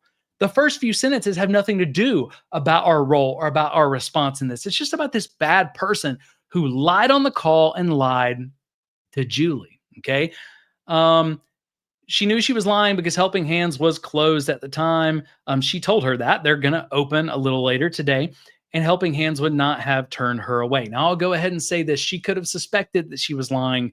There's no real way for Julie to know for sure that she was lying, okay? And I think it's good for us to be shrewd as snakes, innocent as doves, okay? Let's assume there may be a lie here without going ahead and just putting it in fact. Well, because I'm assuming that this could be that this is, all right? But Julie ended the call. The lady posted a video on TikTok. So let's think about this. Again, you have the reverse victim and offender, and you have the red attack, okay? The attack is we ended the call because she was a liar and we knew she was a liar. Reverse victim and offender is, again, we're not the bad people. We didn't lie. It doesn't matter how we responded. She's a liar. We got lied to. We were deceived. We're just trying to do the right thing. Again, do you see how this works? The lady posted a video of the call on TikTok. It was recorded and posted without Julie's knowledge or consent. Why are they saying that? And again, I can understand why churches would be bothered by this, just like I understand why churches are bothered when staff record meetings. But if you let a recording out of a meeting, or you let an NDA document out later, or you let a recording out like this, okay, you can't blame as a church. You can't blame the person secretly recording it on your bad behavior. You can be upset that they secretly recorded it, But in a lot of cases, there's reasons why they secretly recorded it. And we tell people all the time, if you're in a state where it's lawful to record it without their permission, one party, we recommend that you do it a lot, because when people know they're being recorded, they're not always honest. And sometimes the way that we catch people in true motives and just truly saying the things that they're thinking and doing, the way to do that is through a recording. Okay, so you may agree with it, you may disagree with it, but why did they say this? She posted without Julie's consent. Again, this is just to attack. She didn't even get our consent. She's doing this devious thing. Now, let's think about this. This church is in Waverly, Tennessee. Tennessee is a one-party recording state. Legally, again, whether you like it or not, legally, as long as you know you're recording and gave yourself consent to record, you don't have to get the consent of the other person, okay? And when you pick up the phone, answering the phone for your church, there is no reasonable expectation of privacy in that scenario. So they're painting her out to look bad, but she's not doing anything wrong. As far as I would struggle to say that recording it was sinful. Okay. You could say that the lie was sinful. I would struggle to say that recording it was sinful. And again, we know that it was lawful. She claims it's proof that we're insecure Christians. So two things are happening. She's not only did she lie, she recorded without our consent. Let's attack. But you heard the call if you listen to part one. Did you hear Nikali say that she claimed that they were insincere Christians? Actually, I had already edited down that part. So when I read this letter, I went and I checked the full longer version, and I didn't hear it there either. You can go to Nikali's page. I didn't hear it there either. So what I'm hearing them say is she lied. She's a liar. And you don't have to worry about what we did because she's a big, bad liar. And then what they did, I'm having a hard time not seeing it as a lie, because I never heard her claim that it was proof that they were insincere Christians. But again, she's a big bad liar. Don't worry about us. One of the things you see a lot of times with Darvo, though, a lot of times while they're attacking the other person, they're actually attacking the other person for things they do or things they're doing while attacking the other person. And this just looks to be a little dishonest, at minimum, a little dishonest, if not completely dishonest. Okay, let me go ahead and pull that back. She says, we learned that this lady has a pattern of doing the same thing with other churches. Again, it's an attack. It's a pattern. Oh, she's doing this with well, of course, it's a pattern because she's doing a social experiment. And they could have said, we learned that she was doing this experiment with other churches. But instead, she has a pattern of doing this because one paints Nikali out to be a bad person, and the other one just gives people information and lets them decide for themselves. Oftentimes when we find, especially church leaders who use Darvo and church systems that use Darvo, part of the reason they're using Darvo is because they don't want you to decide for yourself what is true in any given situation. They want to decide for you and give you reasons why you should believe them and not the other person. Okay. When we're reporting on churches using NDAs, I've got a whole lot of thoughts, but what I want you to do is I want you to be able to read the article and decide for yourself, what do I believe about this? So I'm just going to give you the information. If you come to a different conclusion than me, that is okay. Darvo doesn't tend to like that. So again, that was another attack. Since the call, the church office has received nasty phone calls, voicemails, emails, Facebook comments, and Google reviews. All of them come from people who do not live here or know us. That right there is another reverse victim and offender. All these people are coming against us, but they don't know us. And if they knew us, they would know this is not true. So it's also really a form of kind of implicit, not explicit, but implicit denial. Okay. Now, of course, this is also not completely true because you're going to hear from somebody here in just a few minutes who is talking about another church. You got people in all these situations who say, yeah, well, I'm local, right? I'm local. So this isn't just people who are far away. It was a lot, but also they're painting Nikali out as behind this. They're failing to mention that Nikali hasn't done that. Nikali didn't ask people to do that. And actually later, Nikali tells people not to do that. You know Julie as I know Julie. Okay, now this may sound like it's not a big deal at all, but how many times do we have a pastor who falls, a pastor who's caught in immorality or criminal activity, and then you hear somebody from the church that says, oh, come on, you know, pastor. You know this is just a story that people are putting out there. You know, pastor. Think about Robert Morris. Oh, come on, guys. You know Robert. You know who Robert is. This appeal to you know them says, well, trust your whole experience with them They can't do anything bad because you've had that experience. But the reality is we can have great experiences with someone and they can still do harmful things. Okay. So this is kind of a false appeal to your relationship with a person. You know Julie as I know Julie. She serves with excellence and empathy. Julie is to be commended for her wisdom, discernment, and willingness to graciously assist people who have legitimate needs. So there's a lot of things going on there. Now, first of all, let me say, I don't know Julie. Julie's probably a great person. So I'm not dogging on Julie, okay? But you know Julie, so you can't trust this lady. You got to trust what you know, okay? She serves with excellence and empathy, and she very well may. Go back and listen to that call in part 1, though. Julie did not serve with excellence, and there was very little empathy. That was one of the first things I said was, I'm struggling. Where is the empathy? So you can say she serves with excellence and empathy all you want. In that moment, I don't think that was true. But her serving with excellence and empathy means that this other person, man, they're just lying about her. They're trying to make her look bad because we know who Julie is, but we don't know this Nikali person. Julie's to be commended for her wisdom, discernment, willingness to graciously assist people in need. Maybe she is to be commended. But again, by her being commended, then that means, all right, well, then we got to know if she's commendable, then this other person making anything look bad about how she responded, well, then they must be the evil one, right? And then this is insidious. This is small, but do you see how if you know this church and you have a relationship with these people, how hard would it be to disbelieve them at this point? Because everything in you is going to want to believe them. Well, she works all the time to help people who have legitimate needs. Now, we know from the social experiment that this wasn't a legitimate need, and if they tried to meet it, she would have told them that. We've seen that, okay?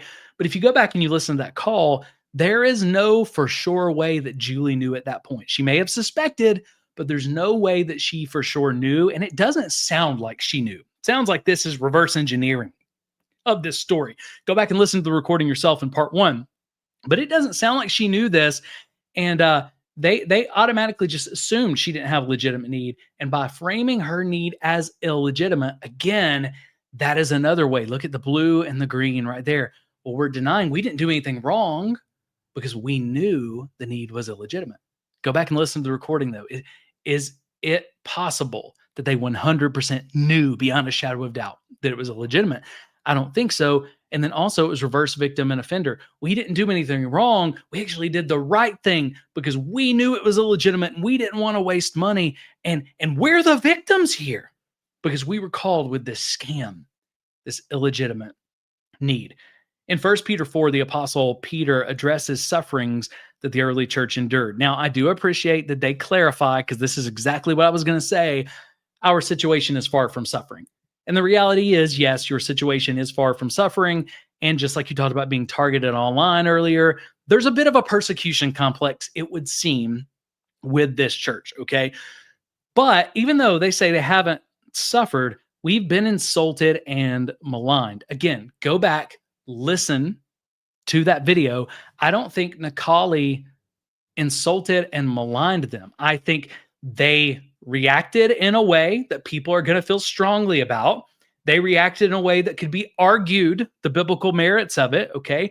So again, when people call you out or have concerns about your behavior, okay, that's not being insulted and maligned, all right? Now, are there other people that insulted them and maligned them? Probably, okay? But 1 Peter 4, I want you to think about this. 1 Peter 4 does address sufferings, and he's going to talk about this. Think about what this says, and then I want to bring you to another passage in 1 Peter. But he says, if you're insulted and maligned for the name of Christ, you're blessed. Let me just ask you here real quick. Is the reason, if they're being insulted and maligned, not by Nikali, but by others, is the reason they're being insulted and maligned for the name of Jesus? Are the insults, is the malignment coming because they're followers of Jesus sharing the gospel? I would say no. I would say that's not anybody's problem. I would say the insults are coming, the frustration is coming because of their behavior. Because of their behavior and people saying that doesn't look like Jesus, okay? So it's real easy to go, oh, we're insulted and maligned, but you're not insulted and maligned for the name of Jesus. And again, you see it right there. That's a denial. We didn't do anything wrong. We're being just insulted and maligned, and it's not our fault. It's because reverse victim and offender. It's because we believe in Jesus. That's why they're doing this. We're the victims here just because of our faith. were being persecuted, which again, they aren't. And then it goes down, it finishes in 1 Peter 4.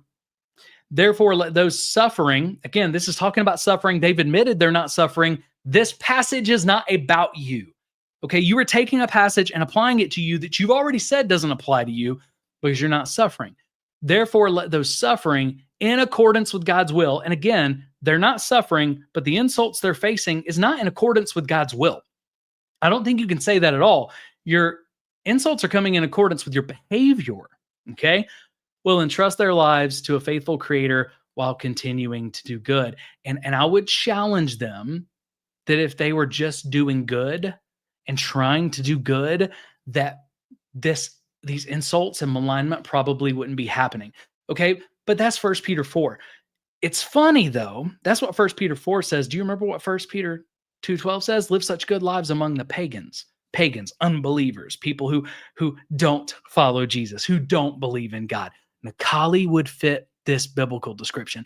Live such good lives among the pagans, people like Nikali, that though they accuse you of doing wrong, though they insult you, though they malign you, though they target you online, though they accuse you of doing wrong, they may see your good deeds and glorify God on the day that he visits us. Okay?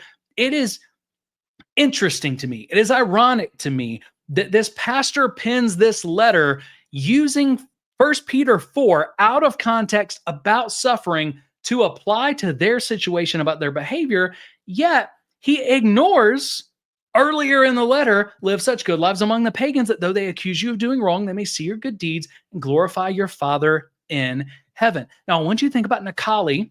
I want you to think about her interaction with the Appalachian Grandpa Pastor, which again, we talk about in part 1. We're going to bring it out here in just a little bit in part 2. Okay. But she would have probably looked at him and before this would have accused him of doing wrong. Because again, she says, I'm a liberal lesbian person, non-Christian. So she probably would have said, just about a church like this church and this pastor, she would have probably said that they're hateful or they're bigots or that they believe the wrong thing. She would have had issues. She would have probably had accusations. But he lived such a good life in front of Nikali, someone that would fit this pagan description, that even though she would have tried to accuse them wrong, she saw his good deeds. What do you need? I'm going to go get it. Is there a specific flavor? If I have to go get it myself, I'm going to get it. She saw his good deeds. And what did she say? She said, I'm not even a Christian. Churches like this, though, support them. They're doing good things. We need churches like this in the community. We literally saw 1 Peter 2:12 play out that this pastor, this Appalachian grandpa, lived such good lives among the pagans that she praised God. She praised a God she didn't believe in because of those good deeds and told people to support this church. Yet again, you have this pastor who seems to think you can divorce 1 Peter 2 from 1 Peter 4. That is always a struggle. So anytime somebody is using Darvo and then they throw a scripture in it, I'm going to go look at the context of that scripture, because dollars to donuts, if they're using a scripture to support Darvo responses, they're using something out of context or they're neglecting a whole nother part of this. Okay. But again, all of that was ways of denying they did anything wrong and reversing victim and offender. But it says, here's some things you can do. Here's some action steps. Pray for the person who initiated this online attack. I'm grateful that they asked to pray for her, but they kind of ruined it with initiated this online attack. Again, I don't think you can say, when you listen to part 1, I don't think you can say with good faith that this was an online attack. That is a persecution complex. Okay, because again, she didn't attack all the churches. Some of the churches, she actually got them support. Okay, so I don't think we can call this an online attack. But what is that again? By calling it online attack, I'm attacking her. She's an attacker, and I'm reversing victim and offender. We were the victims here. Okay, let's pray that they encounter. Maybe they're hurting people. Maybe they were hurt by a church. Let's pray they encounter the love of Christ. Wouldn't a better way to help them encounter the love and light of Christ? I appreciate them praying about it. Okay. But I'm going to be honest, as a Christian, as a pastor for 17 years, we are way too quick to give people thoughts and prayers and not quick enough to give them action. Okay. Thoughts and prayers are great, but you literally had the opportunity to show her the light and love of Christ when she called you with this fictitious scenario and you missed that opportunity. So yes, ask people to pray for it, but also why not own up to the fact of, we had an opportunity to do that and we missed it, because I think they did. Okay. This is a reminder that we need to be extremely careful about believing things we see and hear online.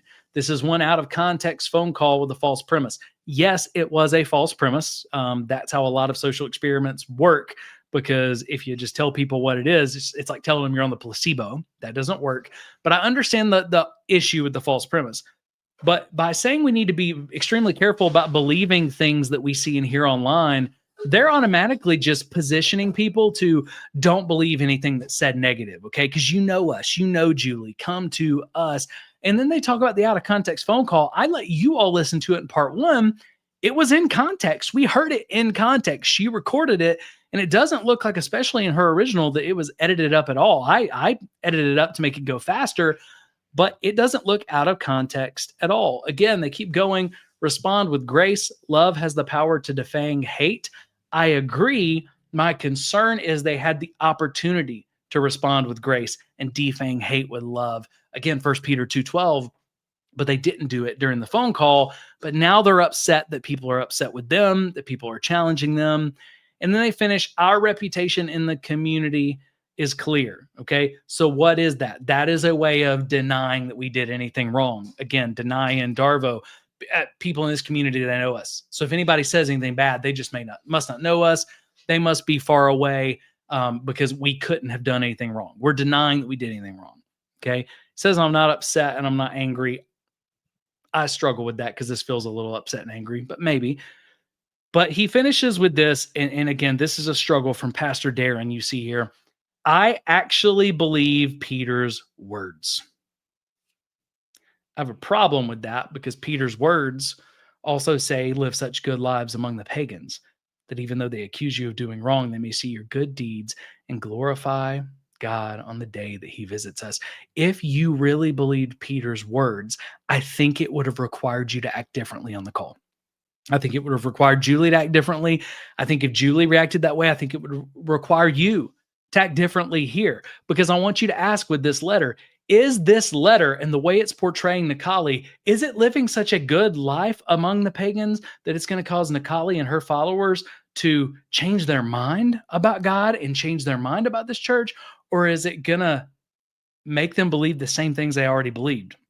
Oh yeah, this church is just mad, so now they're making us out to look bad. Again, we can say we believe the words of the Bible, but if you say it and you don't live it, that is a problem. Okay. Now, again, if you want to get upset with Nikali for this experiment, go ahead. But I am going to get more upset with Pastor Darren, who knows better and should know what 1 Peter says. I'm going to get upset with a believer and a pastor for not following what Jesus tells us to do. I'm going to get way more upset about that than I am when an unchristian acts like an unchristian. Yet we get wildly surprised when non-Christians act like they're not Christians. He says we're insulted for the name of Christ. Again, you're insulted for your behavior, not for the name of Christ. I've not heard a single person insult this church because they're staunch believers in Jesus. Okay. Let us consider ourselves blessed because we've been slandered, falsely accused, misrepresented, and maligned. Again, listening to that first phone call, I don't see how it was out of context. I don't see slander means something false was said. Falsely accused means something false was said. Misrepresented would mean that they deceptively edited it. I didn't see any of that there. So again, the malignment comes because of your behavior. Nobody was slandering you that I've heard as far as Nikali. Did other people do it? Maybe. But I don't think that's a healthy way to respond to this. I don't think that's a 1 Peter 2:12 way to respond to this. It's really just building a big divide between you and the pagans around you. Okay. Let us, as Peter instructed, entrust our lives to our faithful Creator while continuing to do good. I do want you to continue to do good. But I also want you to live your lives the way that Peter instructed. And again, part of that contains and includes living such good lives among the pagans that even though they accuse you of wrong, they end up glorifying God, right? So I want you just to think about this. Now that you've seen this, do you understand why this is such a big deal? Do you see how Darvo works? All right. Do you think I'm missing something? Do you think I'm being too hard on them? But even if I'm being too hard on them, there's Darvo all over this. And that is a very traumatic response, causes deeper trauma. Why is it that a church's first response to we're getting called out for not helping this person who asked for help with the baby? Our first response is to deny, attack, and reverse victim and offender. Okay. But that's not the only one. Okay. The next pastor we're going to hear, he's going to start, and you're going to hear some Darvo out of this one too. You're going to hear a lot more Darvo. Listen to how this pastor responds, and hopefully we'll be in the right spot. Radical, woke, unbelieving trolls who wish to disparage the gospel and God's church. So he literally starts in a statement to his church that next Sunday, because Germantown Baptist Church in Memphis, this is where they were getting a lot of flack. And he starts by calling Nikali a radical, unbelieving troll who's disparaging the gospel. Now, again, I never heard her once disparage the gospel. I never heard her once talk about the gospel, that Jesus came, lived a sinless life, died as a sacrifice for our sins so that we could experience salvation, healing, and life for eternity. Okay, that's the gospel. Jesus, what he came to do for us, salvation, that is the gospel. So she didn't disparage the gospel. Okay, so again, a lot of these pastors want to paint her out as a liar, yet they're lying in their attacks. They want to paint her out as someone attacking the church, yet they're attacking her. When you start by talking to your church about this, and you start by framing this as it's radical, unbelieving trolls who are disparaging the gospel, you have set them up as a villain. You've set them up as an evil person. You've set them up as a pawn of Satan. And because of that, you don't have to see them as a human. But Jesus doesn't ever tell us we get to see people as a pawn of Satan. He says we have to see people as our neighbor, even our neighbors who, man, are doing things they shouldn't. Okay, Jesus loved Peter, restored Peter, was always there for Peter. And he also told Peter, get behind me, Satan. Okay, so there's a way that we can do this. That is not the way I would have wanted to start in my church. Again, is this 1 Peter 2:12? Is this living such good lives among the pagans that even though they try to accuse you, they end up praising your Father in heaven? Or is this the pagans going, why is he attacking us instead of just talking about the response? The irony of a pro-abortionist making that call is funny. I'd like to.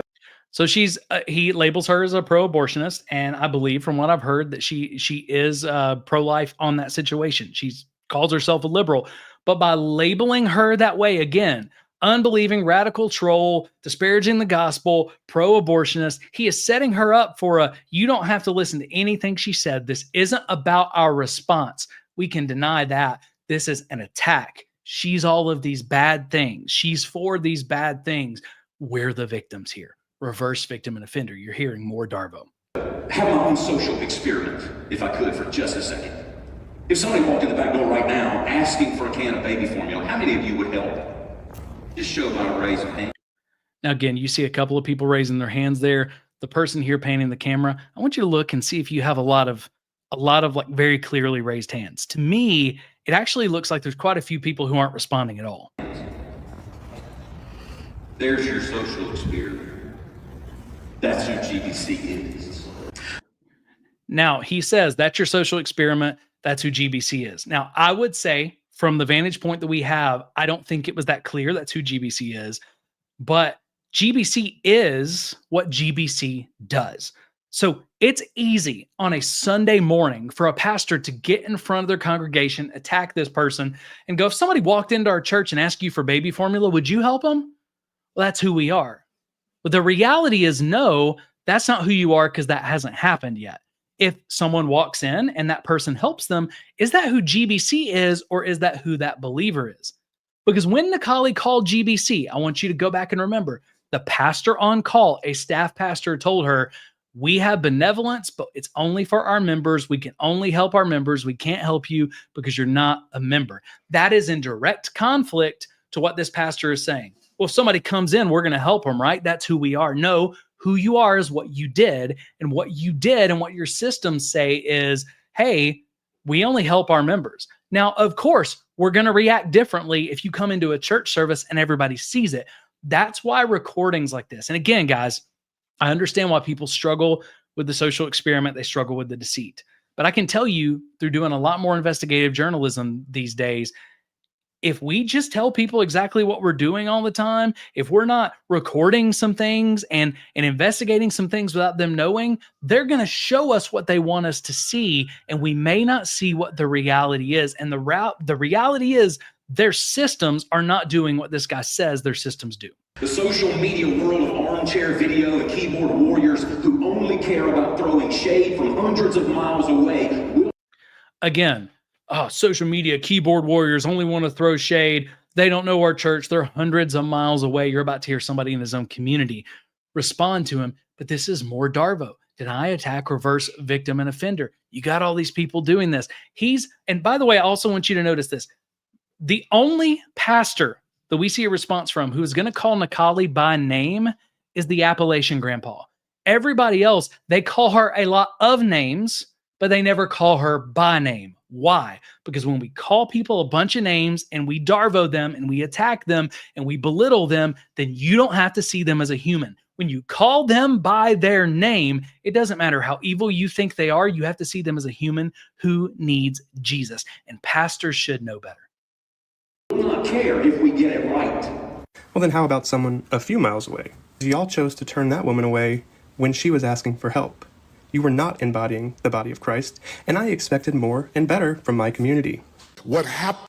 All right, so that's somebody in his own community that says it wasn't just far away people. But I want you to listen. So we got Waverly Church of the Nazarene, who writes the Darvo letter we went through in depth.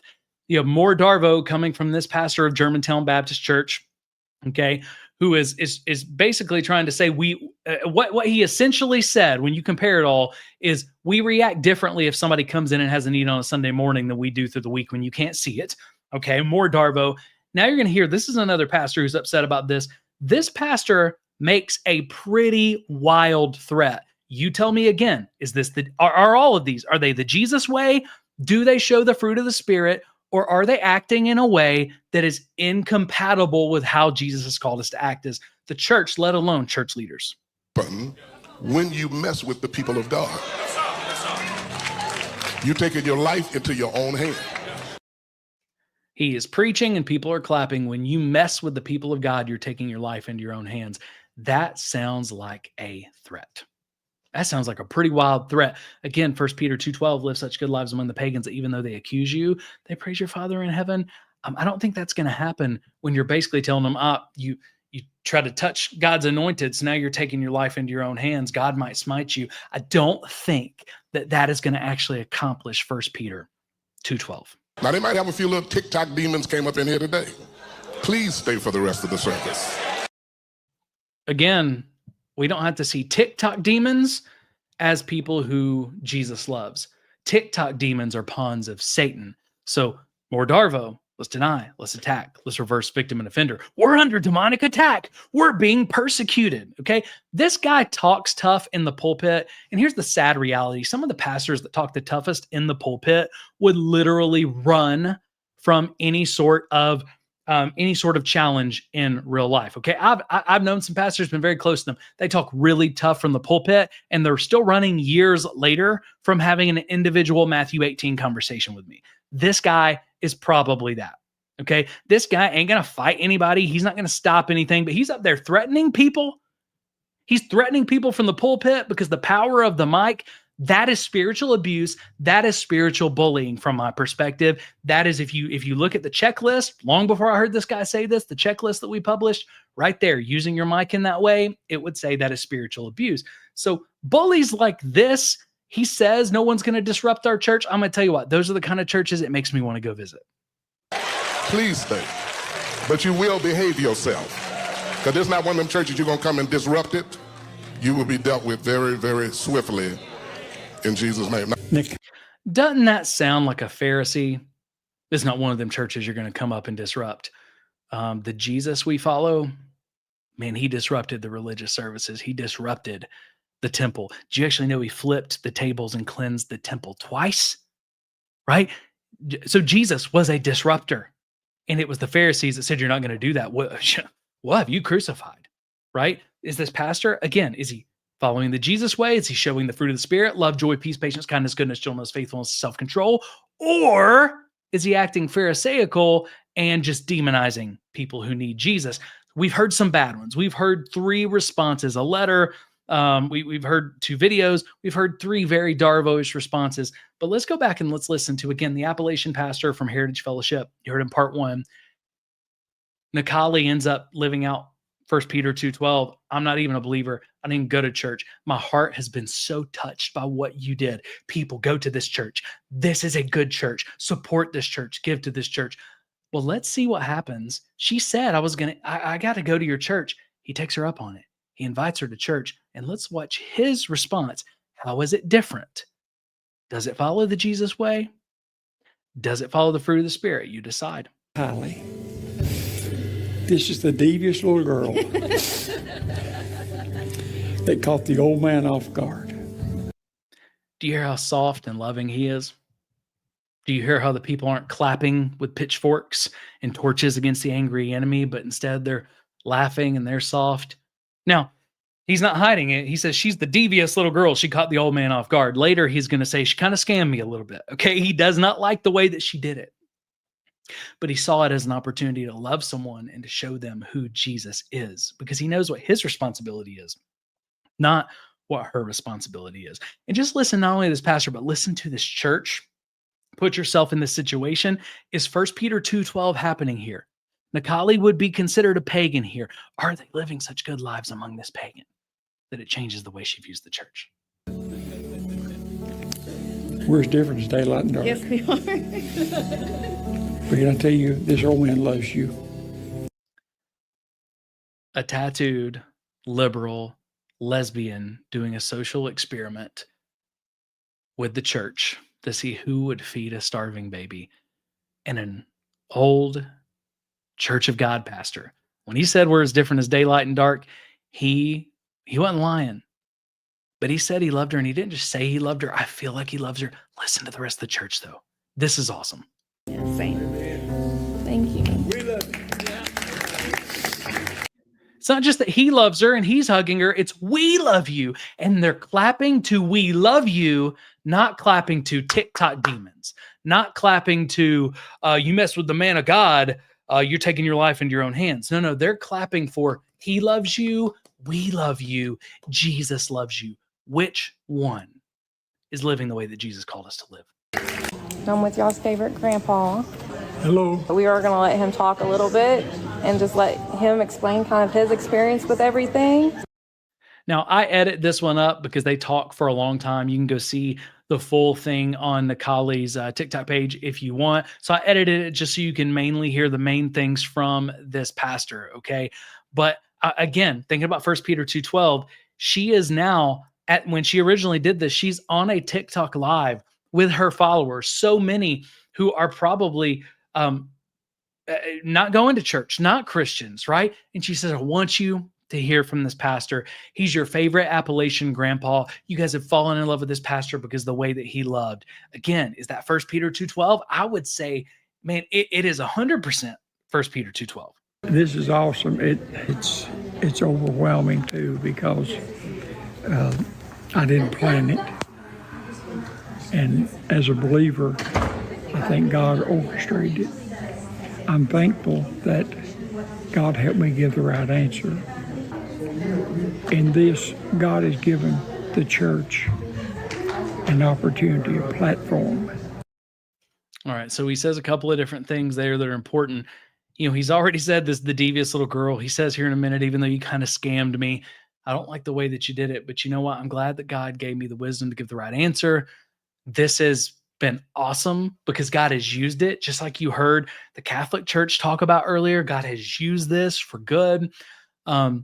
He's talking about all those things, but he also says the church has an opportunity, and he's talking about the global church having an opportunity with social experiments like this, a day and time like this. But he's also talking, you're going to hear practically, his church has an opportunity to serve its community like they never have because of the donations that poured in. Why did they pour in? Because Nikali, a liberal, lesbian, non-Christian, said this church is the real deal. Go to this church. Give to this church. And if that is not the embodiment of 1 Peter 2:12, she knows they don't agree. She knows that she is living a lifestyle that he would call sin, right? Yet she's telling people, go to this church. they're the real deal, even though they believe very differently than me. That we can touch the world. And this has caused the world lately to put finances in our hands. I tell my church that money moves ministry. So the money that has come in, which is pretty substantial, is going to be used for ministry. It will not be budgetary. It'll be used for what it was sent to do in this community. So there's two things there that he says. One, he wants you to know that money has been substantial. The money y'all gave has substantially changed the way that we do ministry. And it literally came from a non-Christian going, this church is the real deal. Look at how God used even a non-Christian calling churches to see if they're real or not to actually move ministry. But he also says, hey, that money coming in, that's not going to the budget. That's not going to salaries. Literally, we know why y'all gave that. You gave that to go to the community. So we're going to use every dime to help the community. I'm a 41-year pastor, and we get institutionalized in our church sometimes. And if everything's going good here, it's easy to forget about the kid that's coming out for the widow. That's stretching. So I asked the question in part one, is it possible that our institutional church systems are hardening our heart to the people in front of us? He says, I'm a 41-year-old pastor, and he answers yes. Sometimes the church gets so institutionalized that we struggle to see the kid in need and the widow who's stretching and the needs in front of us. And the love I've heard from people, and we've talked, it's been all races. It's been religions, all religions. And I think God has given us a moment in time. Think about what he just said. We've gotten love and praise and thankfulness from people of all religions. We've had people who don't believe what we believe. We have had pagans send love and gratitude and money and everything else. Live such good lives among the pagans that even though they try to accuse you, they see your good deeds and praise your Father in heaven. It's 1 Peter 2:12. An opportunity to get it right. I think it's a second change. The world doesn't trust the church. I'm going to be honest, they don't trust us. And that's not only his opinion. If you look at the latest data from Gallup, trust in the institution of the church in America, trust in clergy, is at an all-time low. Since they've been measuring it, we've never trusted as Americans the church and clergy less than we do today, right? So you got churches that are attacking an unbeliever for the social experiment rather than learning this is an opportunity for us to gain trust and build trust with a world that doesn't trust us anymore. I think he's spot on. They're really not sure that the church cares. Maybe somebody will say, maybe they do care. And maybe somebody else will walk in the church door that never intended to. I think this young lady. Maybe somebody will walk in the church door and know we care that never intended to. This is a pastor who knows his responses. It's not about whether he agrees with what Nikali did or not. It's about the fact that his responses were gospel-centered. I want someone to encounter Jesus and encounter the community of believers in a way that they wouldn't have. But because they saw us living out what Jesus has called us to, they saw us loving our neighbor, now they're interested in who Jesus is. And he starts, like I'm going to start this here. I stopped it a little late, but he's literally thanking Nikali. He's thanking her. Lady for, though she got me a little. I thank her for this. I thank her for this opportunity. She scammed me a little. I didn't really like that, but I'm thankful for the opportunity. How different is that from the responses of these other so-called pastors? The scripture says all things work together for good to them that love the Lord, who are called according to his purpose. I pray nobody goes to bed hungry tonight. And so I wanted to. All right. So we see 4 different pastors, 4 different churches, 4 different responses there. And I just want you to think about the day and night difference between this response and the first few. I mean, there could not be a greater difference and discrepancy. But I want you to think not just about the difference. I want you to ask the question, which response, this one or the first few, which response looked more like Jesus to you? Which response looked more like Jesus? And why do you think? I think this is such an important question. Why do you think it's so easy for us as Christians to respond in such Christ-like ways and in such un-Christ-like ways in these situations and not see it? Why is it so easy for us to respond in ways that are counter-biblical and not even notice that it's counter-biblical? Okay. Again, I would love to know your thoughts in the comments. Let me know what you see. Let me know which response looks more like Jesus. Let me know why you think it is so easy for us to move into unchristlike behavior and justify it. Let me know what you agree with, what you disagree with, as well as any lessons that you are learning so far through this. And let us know what God is convicting you about, because as iron sharpens iron, we get better when we grow together. Okay. Now that you have heard, though, about the experiment in part one, what it was, you heard from Nikali, you heard from our heart. Now that you've seen the intense Christian responses in part two, let's go ahead and get into part three, and let's dive into some of the excuses that Christians, this is church leaders and non-church leaders, but the excuses that Christians gave for the experiment results and the excuses they gave for some of the aggressive responses that we've just seen. Excuses, excuses, excuses. There were a lot of excuses from Christians as to why churches wouldn't feed a fictional starving baby in Nikali Monroe's social experiment. Okay, now if you're not familiar with that, we talked about that in detail in part one of this series. Okay, but in part three, we're going to break down the excuses and see which of these excuses from Christians actually hold water, which ones don't, and which ones miss the biblical plot entirely. So let's start with what I would call a fairly reasonable pastor sharing his thoughts without blowing a gasket and without getting irrationally angry. And I guess that's a spoiler alert, because in some of these other responses, we're going to see people blow a gasket and get what I would consider irrationally angry.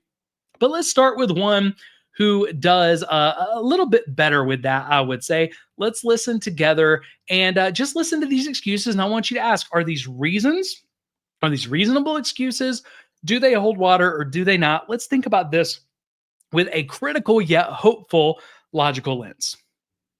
Some additional thought to this, kind of to round out the discussion from the perspective of the church. So I've written down some things. Let me share with you 4 things. Firstly, churches, pastors, and church elders recognize that we are stewards of the money that's been given to the church. So we want to use it wisely. Whenever people donate to the church, they give their offerings to the church from their hard-earned money, we who are in leadership look at that as a sacred trust. And that is really good.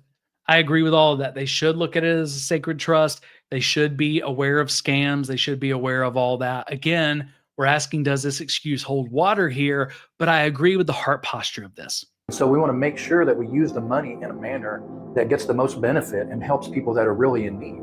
So when you have somebody call your church that you have no relationship with, you don't know them, you don't know their background, you don't know whether they're being truthful or dishonest. How many people asked Jesus for help that he didn't have a relationship with them, he didn't know their background, right? How many people could have been trying to scam him? Now, I know he's the Son of God, but he's also fully God and fully man. He was walking with some limitations of man that he had sacrificially and voluntarily jumped into there, okay? I think Jesus sets the example of serving people we don't know anything about, but again, I understand his concerns. All those things, you just have to be a little bit careful. It's not my money. The money that's given to the church is the church's money, and I've been entrusted to use that resource, but it's not mine just to give away any way that I please. So I want to be respectful of the donors. Secondly, I would say that we've experienced people constantly trying to scam us. Okay, a couple of things there I would say real quick. One, I think most of your donors, most people who are tithing and giving to a church, they would say part of what they expect that money to be used for is to help people in the church and outside of the church in need. I agree with all of that, but now he's going to talk about the scams. And his whole thing of being careful with the money, think about Nikali in the social experiment. She asked every church for, hey, my baby hasn't eaten. I need one $17 can of formula. That's all I want. You can get it and I'll pick it up. You can order it. I'll go to the store and I'll pick it up. I'm not asking for money. I'm not asking for a lot. I need one can of formula. So again, what he said is good, but I don't see a scam here, and I don't see any reason why they would have to be super careful. I would say $17 is a very easy spend to meet someone's need and be able to share the gospel with them. Because if they have to come to me to get that formula, I'm knee to knee, I'm eye to eye. I can love them. I can tell them that Jesus loves them, and I can find out where they're at. I can pray with them. Again, I so far, I don't see anything that would say this is a good excuse for why churches acted the way that they did. Just for example, I can't tell you how many versions of the gas money story that I've heard. My mom's in the hospital in such and such town, I need gas money. But it always comes back to, I need money for gas. And so if you offer to go put gas in the tank a lot of times, oh, no, just can I have the money? So you just get constantly inundated with people trying to take advantage. And again, you do. Working in a church, I've seen this a ton, but Nikali wasn't asking for money. And then when they said, well, what if we just go ahead and buy you the formula? No, she was asking for the formula. She was asking for a single $17 can of formula. So this is very different than the scam that he's describing. Now, also, I'm just going to say this, 'cause I think this is important. I appreciate this guy's demeanor. I appreciate his heart. I agree with a lot of what he's saying. What I disagree with is I don't think any of this is actually applicable to why churches reacted the way they did when they told Nikali no. Okay, but I'll also say this. When I looked earlier, if I'm not mistaken, it looked like this video had been removed. Okay, and so I wonder, if you believe it and you felt called to make the video, then why would you remove it just because people are disagreeing? Have you thought about this differently? Or maybe people are bringing a lot of stuff, a lot of concerns here that you weren't thinking about. Maybe they're showing you why these excuses don't hold water, but I think it's important that this video was removed. And so far, out of his first two excuses, they don't actually excuse the behavior that we've seen from these churches so far, let alone the response. I remember the story of a church secretary telling us that they had the good nature to give out gift cards to a homeless man one time. The next morning they showed up at church and there was a line of 25. We may say, well, that's more people to help, but word got around, hey, you can go over here and they'll give you free gift cards. Thirdly, you don't want to be an enabler. I remember one time when I was a staff. All right, he's going to give a story about this, but again, would have buying that one can of formula for someone the first time you've ever done that, would that be being an enabler? And I'm actually a big fan of churches have systems to make sure that people aren't scamming you and scamming the system. But I think we should make it easy for a person to get help the first time. And I think there's different things they need to do to kind of prove the legitimacy of that to keep getting help. Okay. But let's meet your need and then walk you through a process if you want to continue getting help. But I think if we're giving you a process where you got to go through a week, jump through a bunch of hoops, become a member of the church just to feed your baby, I think that's a problem where we missed it. Pastor, we were doing outreach in an apartment community, and the apartment manager pulled me aside one time and said, because we were helping people with rent, we help people with electricity, food, and she said, I wish you'd stop helping apartment 100 or whatever. We believe they're selling drugs. We're trying to get them out of here. So I didn't know that. All right. I think something important about that, he's talking about being an enabler.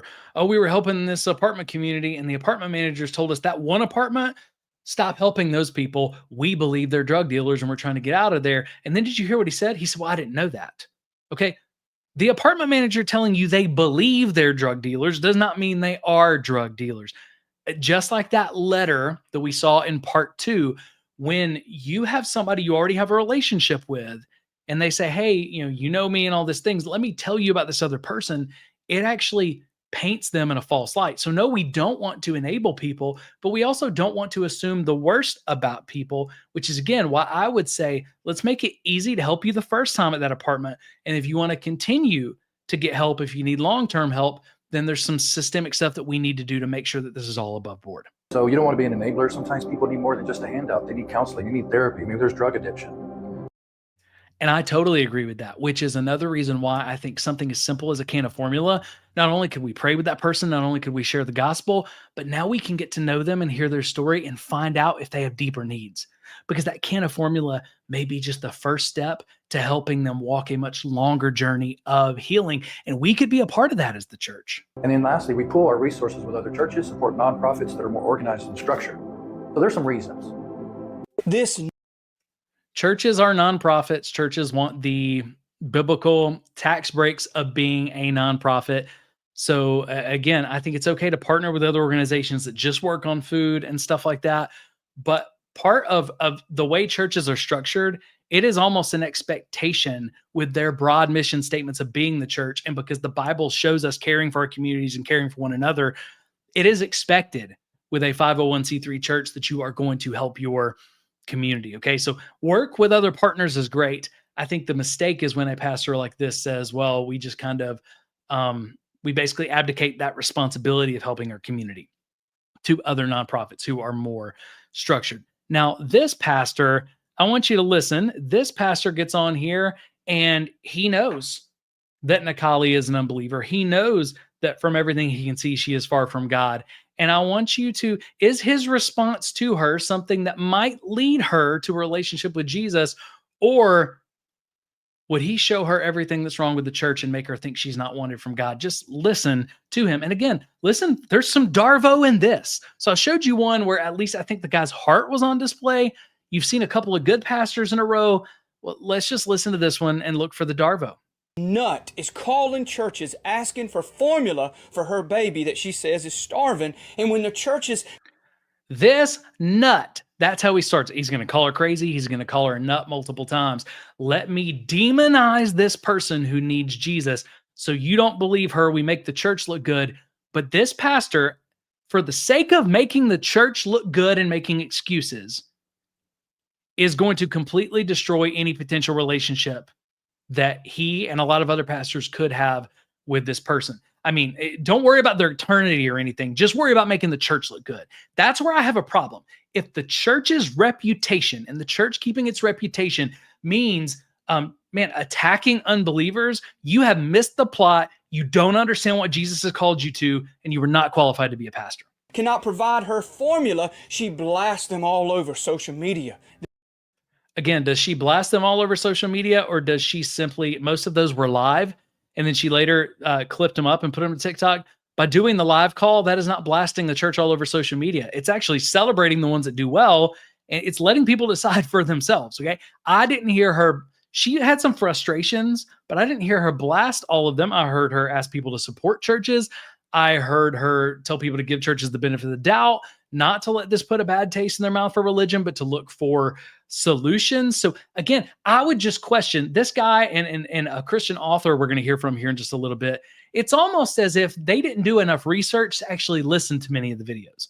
That they basically just, AI search this, Google search this, listen to a few other talking heads, and then they go attack a person who they would believe needs Jesus. They go attack a person who they should be wanting to share the gospel with, and they do all of that without seemingly actually listening to many of these videos.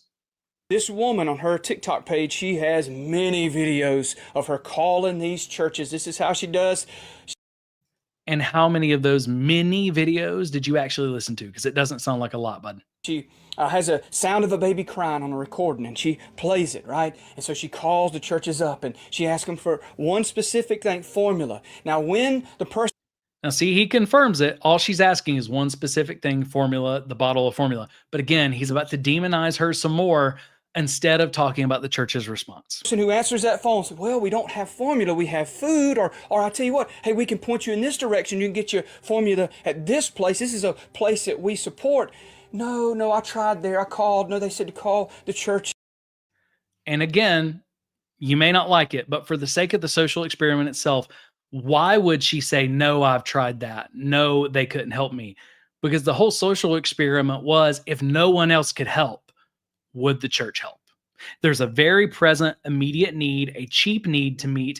If the systems broke down everywhere else, would the church be willing to help? So if she's going to do the social experiment, it kind of requires her to move on beyond that to a degree. But again, it's fine if churches have good systems, Chase.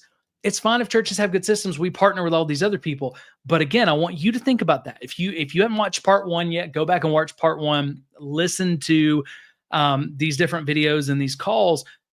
You would have secretaries and pastors say, well, have you called X place? Have you called Y place? Have you called Z place? And then they just let it go and go, oh, well, if they can't help you, we can't help you.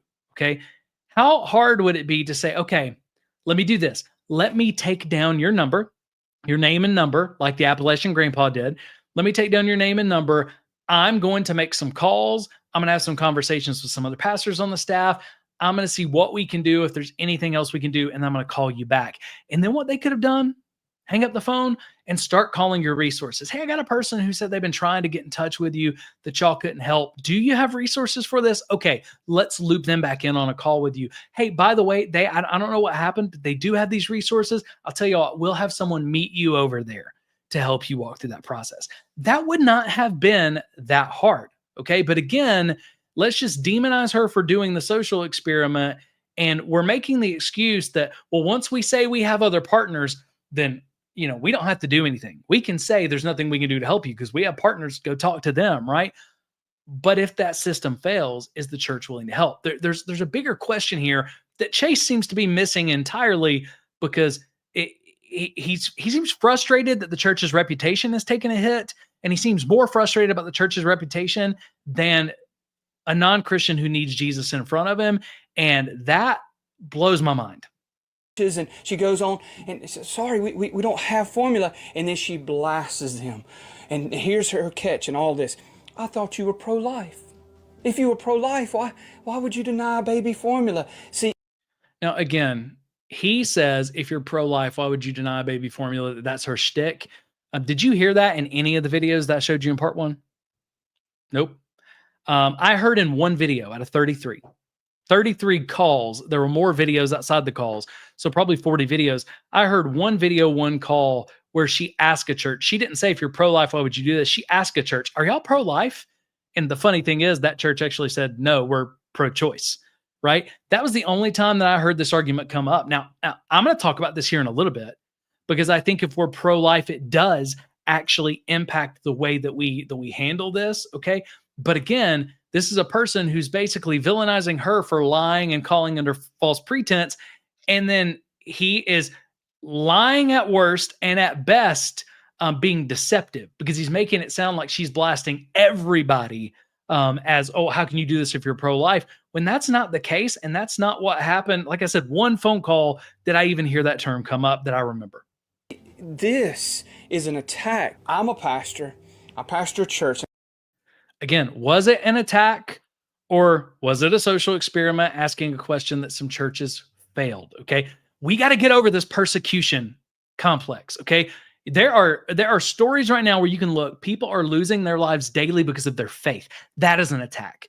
That is just for going to worship at church, just for claiming the name of Jesus. They're losing their life. That's an attack. That's persecution. A woman calling you and recording the call asking if you would help feed a starving baby, and you getting some bad press because you say no, that is not an attack. That is someone just, they turn the light on and the world is going, your behavior doesn't look like Jesus. We have a problem with that, okay? That's not living out 1 Peter 2:12. You can give all kinds of excuses. We've got to stop calling it an attack, though. And I've been in ministry long enough, and maybe you on the other side of this screen, you don't know this. Churches are abused so much. Churches are abused a lot. But again, this woman asking for a single can of baby formula and not the money. Again, if that's a scam, that is the worst scam in the world. There's no reason for you to think this is abuse.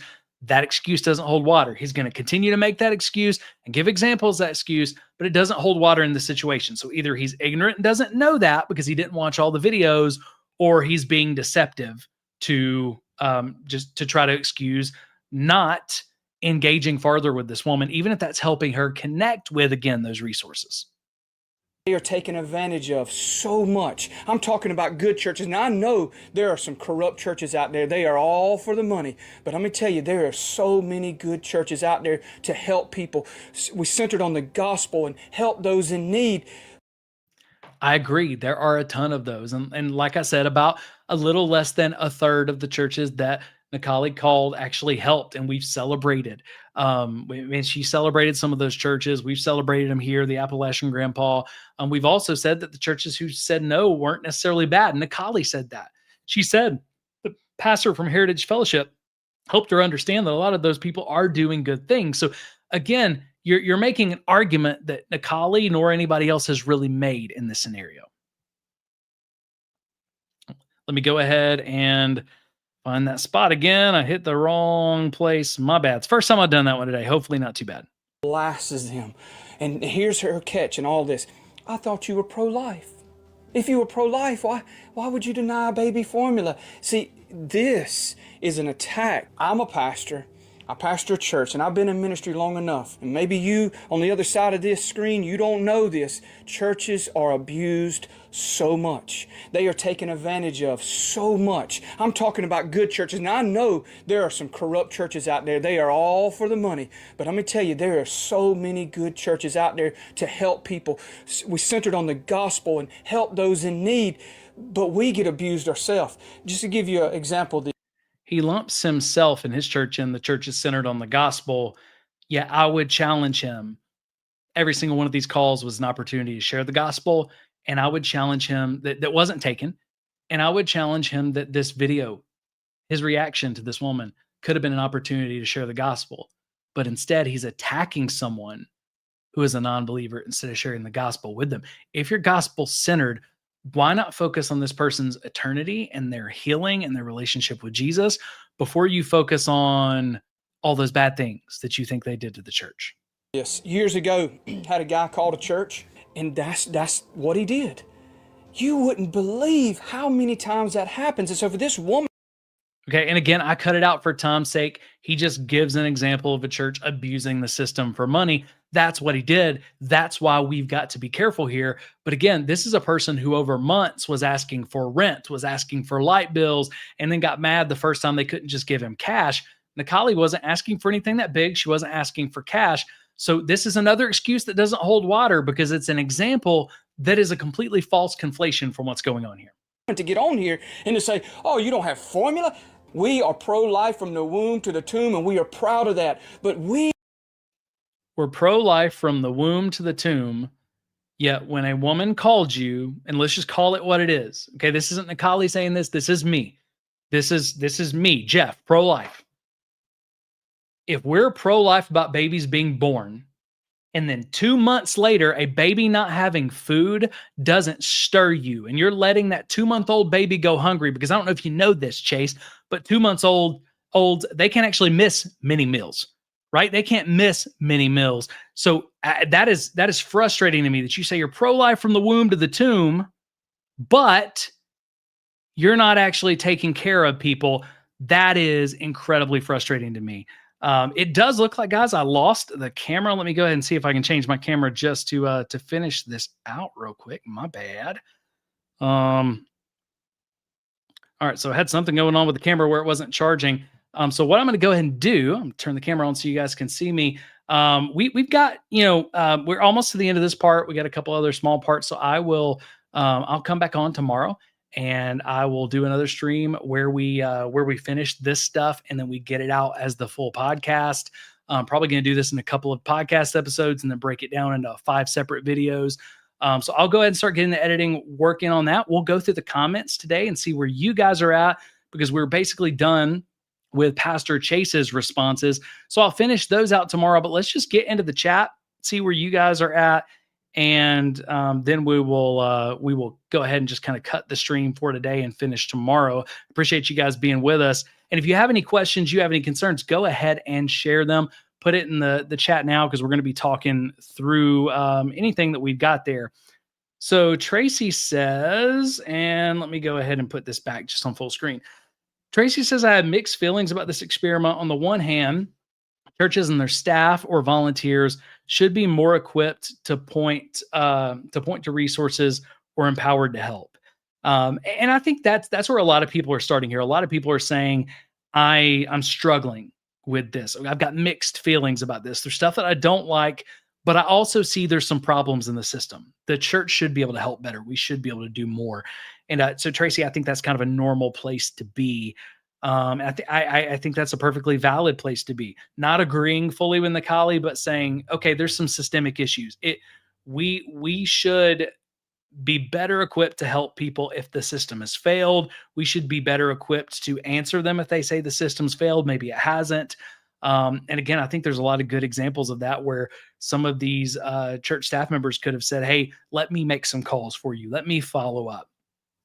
So it doesn't seem like it would take much to bring some solutions to this. And I think that's what Nikali was asking for as well. So it's one of those of I think, again, you're in a perfectly normal place. The whole lot of people are. I don't like everything about this. Some of this feels icky. Some of this feels too difficult. But at the same time, and I think this is where most Christians will land, there's definitely some lessons we need to learn from this. And the church can't just ignore this because we got some opportunities that we're missing. And the way that we're doing it right now, being able to ask the question, is that biblical? Which is what we're going to get into in the very next segment tomorrow. And we're going to look at that in some very unique ways where I would say, no, I don't actually think this is fully biblical. I think we're missing some opportunities. So Tracy, thank you so much for sharing that. She also says, thank you for covering this. This highlights the response of churches making people jump through way too many hoops to get help. And I agree. I don't agree with everything that Kylie said. I don't think she was right and everything, but we can't make it that hard for someone in an emergency. If that was a real emergency, and there are going to be real people who go, I don't know how to feed my baby. I've waited. And the last minute, who am I going to call? People are telling me to call churches, and they're going to need that kind of help, right? We got to be able to get people immediate emergency help. We want to make sure that they're not scamming us. So again, get them actually, if they're asking for food, get them food. If they're asking for formula, get them formula. If they're asking for gas, put gas in their tank.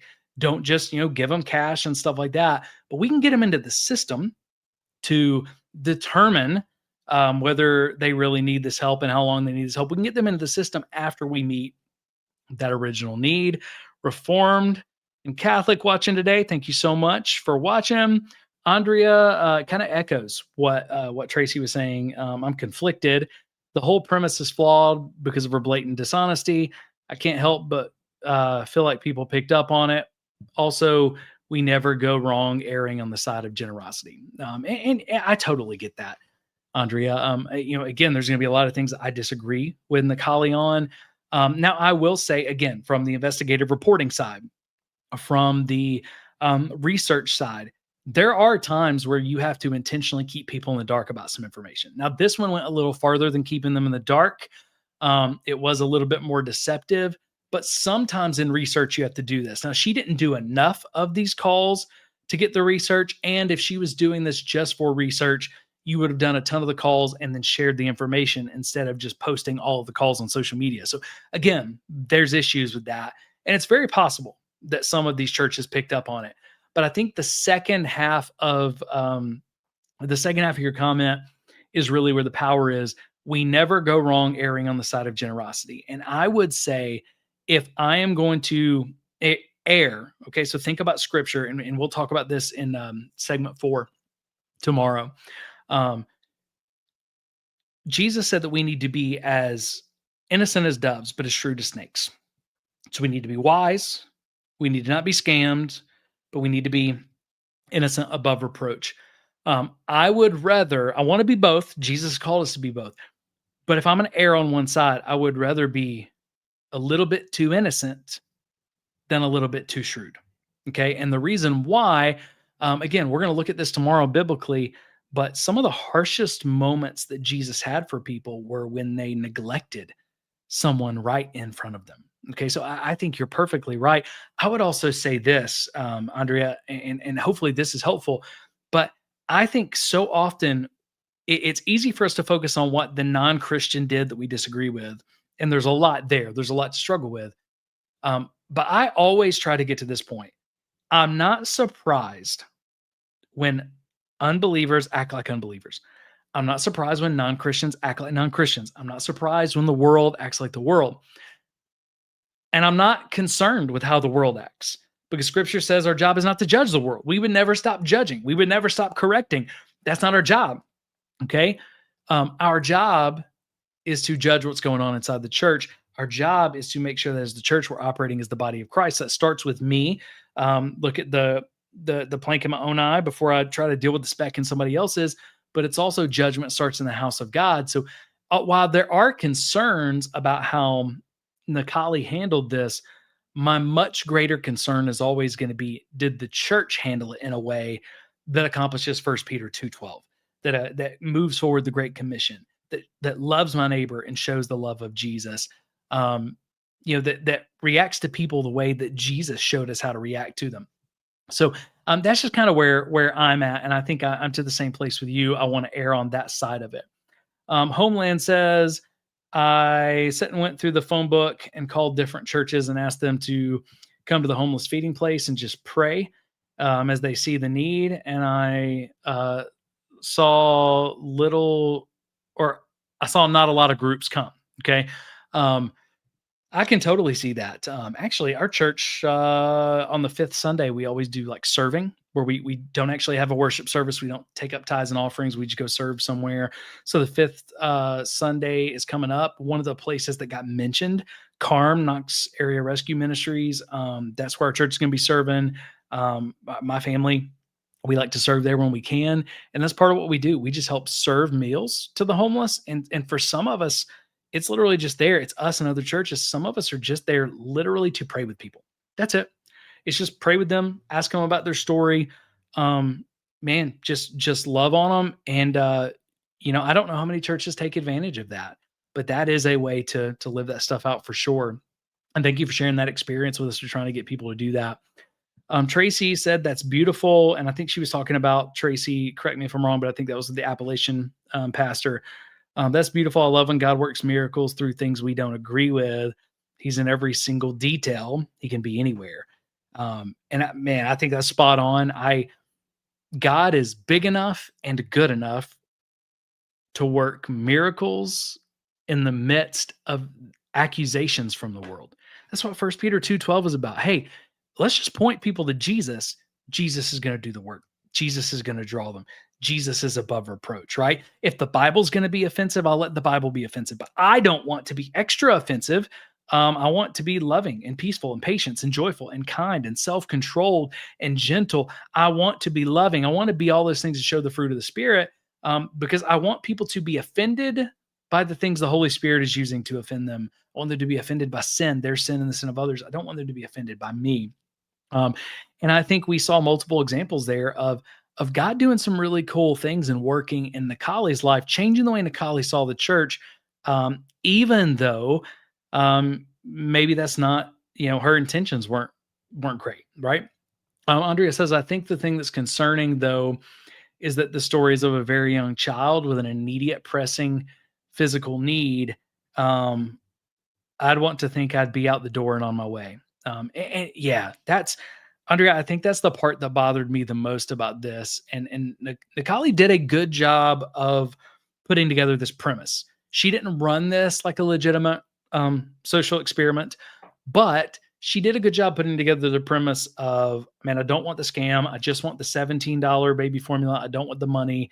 It's a 2-month-old, hasn't eaten since last night. The baby crying. All of that stuff, it really did. It said an immediate pressing need that is extremely likely to be real and not be a scam. And we just didn't handle it well, right? And again, if this was, hey, if her social experiment was, hey, could you help me pay my rent? A lot of these responses would have been good. The benevolence, hey, go ahead and apply for benevolence. It may take a couple of weeks. I think those would have worked. The problem was this was an emergent situation, very time sensitive with a young child, which again, if we're pro-life when a baby is in the womb, we've got to be pro-life for that baby when it is born. And that is a place where we, all of us in the church, have struggled a little bit, right? We have a whole lot of pro-life Christians who we want babies to be born, and we stop worrying about the quality of life for these children when they're born. Hey, don't delete a baby. But then the baby ends up in the foster care system, and we don't have enough Christians in the foster care system to adequately care for these kids. Or don't delete the baby, have the baby, and then we never follow up with those families. And those kids, man, they live 12, 13, 14 years in absolute abject poverty or getting abused and everything else before they get removed from the home. So I just think as Christians, the issue is not that a pro-life Christian becomes less pro-life.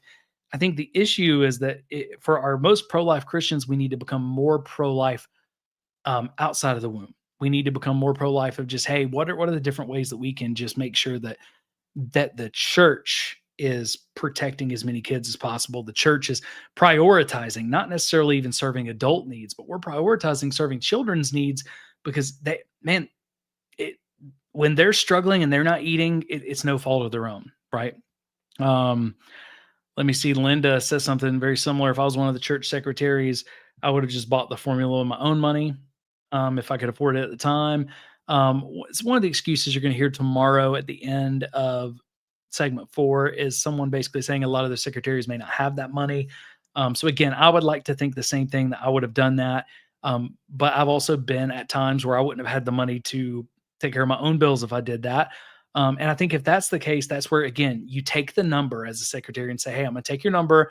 Let me call you back. I'm going to see what we can do. You go talk to the pastors, you talk to other people, you say, hey, do we have somebody in our church that has the money and means to do that? Because if the secretary can't do it and they go to the senior pastor probably has enough money to take care of that can of formula. There's probably tons of donors who would want to know. I mean, I would want to know if my church was called about this need and they didn't have the money. I would want that call. Hey, Jeff, there's somebody who has a need. We can't provide this formula. Could you provide this formula? So again, I think it's a good thought. Tracy says, this experiment has made me question even more why we make people jump through so many hoops. I agree. Lygia got to catch us on the live. Sorry we didn't get it all done. I was going to press through, going to be a really long live stream, but for some reason the camera wasn't charging. So we'll do the second part tomorrow, but I'm glad you got to be here on the live. Let's see. Rhino Joe Outdoors says, I believe that Jesus meant for us as Christians to support those in need, not to build giant institutions, to be a beacon of hope in this dark world and to be generous. I agree. And I don't think, Rhino, I don't think institutions are bad. I don't think systems are bad. But our institutions and our systems cannot get in the way of the things that Scripture is clear about how we're supposed to interact with people, how we're supposed to behave with people, how we're supposed to serve the people in our midst, how we're supposed to love our neighbors. So again, I don't want this to be big church is bad, institutions are bad, systems are bad. I don't want it to be that at all. It's just a reminder that the systems and the institutions are there to serve the ministry and serve the people, because the ministry is all about serving the people. So when we say serving the ministry, it's in service of serving people. Okay. Anytime the systems and institution get in the way of serving people, then that's where we got to rethink the systems, for sure.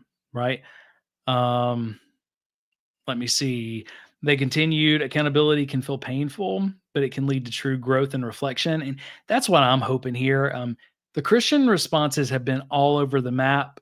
Some loving what Nikali did, pushing the church, challenging it really hard. Others making tons of excuses. You got the Darvo responses. You got all that.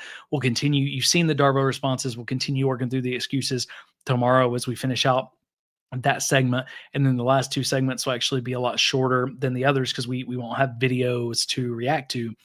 But I'm hoping that as the kind of freshness of this experiment and the freshness of this viral moment wears off, I'm hoping that we don't just let this go, and that as Christians and parishioners, church leaders, all of us together, I hope that we're actually sitting down, setting our bruised egos aside and learning from this. How can we better love our neighbors, care for people in our community in a way that is sustainable, in a way that is shrewd and isn't going to just, blindly give people money and misuse donor dollars and help people who don't need help or just trying to scam the system? How can we do all of that? How can we help people? How can we show the love of Christ, love our neighbor? How can we live out 1 Peter 2:12? I just think we got a lot of conversations about how that looks in different church environments if we can get past our feelings being hurt about this. Okay. I know Joe Adore says the same church will ask you to sign and submit a commitment card, but they offload the responsibility to help people to a third-party organization. Or, a good example of that is Germantown Baptist Church. They said, we only help our members. We can't help you. But then the pastor says on a Sunday morning, if somebody walked in the back door, how many of you guys would give them formula? It's like, hey, tithe, do an above and beyond offering, give all year. We're trying to get people to 15, 20% giving. We're asking them to give sacrificially. And then when we do a backpack drive, instead of the church doing that backpack drive through the money that's already been given through tithes, the money that's been given through the special offerings, we just ask people to bring the stuff for the backpacks, right? So there is a lot of, hey, bring us your money so we can do good things, and still offloading a lot of those things to the parishioners. Sometimes that's okay. Sometimes I think we should ask questions about it. But I've also heard this, and this isn't a part of Nikali's story, But I've seen situations where people would say, hey, I tithed and I gave above and beyond, and I gave for, a decade plus. And then when I had a significant need and I asked, I've seen it where churches were able to help them. And it's something they'll never stop talking about. And then I've also seen the other side where they say I gave for, a decade or more. And when I needed help, there was no help for me. There was a month of benevolence or something like that. So I've seen it good and bad. I think we just got to continue asking questions about how we can best love people and best be the hands and feet of Jesus. Let me see. Andrea says, I'm with that woman on the phone. God can use this as an incredible opportunity to love on this woman right where she was at. God can even use a non-Christian accusing the church to share the gospel. 100%. Gusbo says the whole church structure has benefited from grooming their congregation to not ask questions or oppose the church. The church doesn't work for people who haven't been basically, groomed to not ask questions. And that's not every church, but it's a lot of churches. But I also always say, if you want to know how healthy a church is, how safe a church is, look at how they handle tough questions. Good faith questions, not like gotcha questions, but how do they handle tough questions? I think that says more about a church than about anything else. But we saw, you call that Darvo in that letter. We saw what Darvo looks like. Darvo is, hey, here's all the reasons why you shouldn't question us. Now don't question us. We're going to give you the narrative, and either you trust us or you don't. If you don't trust us, you're not trusting the man of God. You're being divisive. You're hurting the body of Christ. And so we can very easily, as church leaders and in certain church systems, we can easily, if we're not intentional not to, shut people down from asking questions.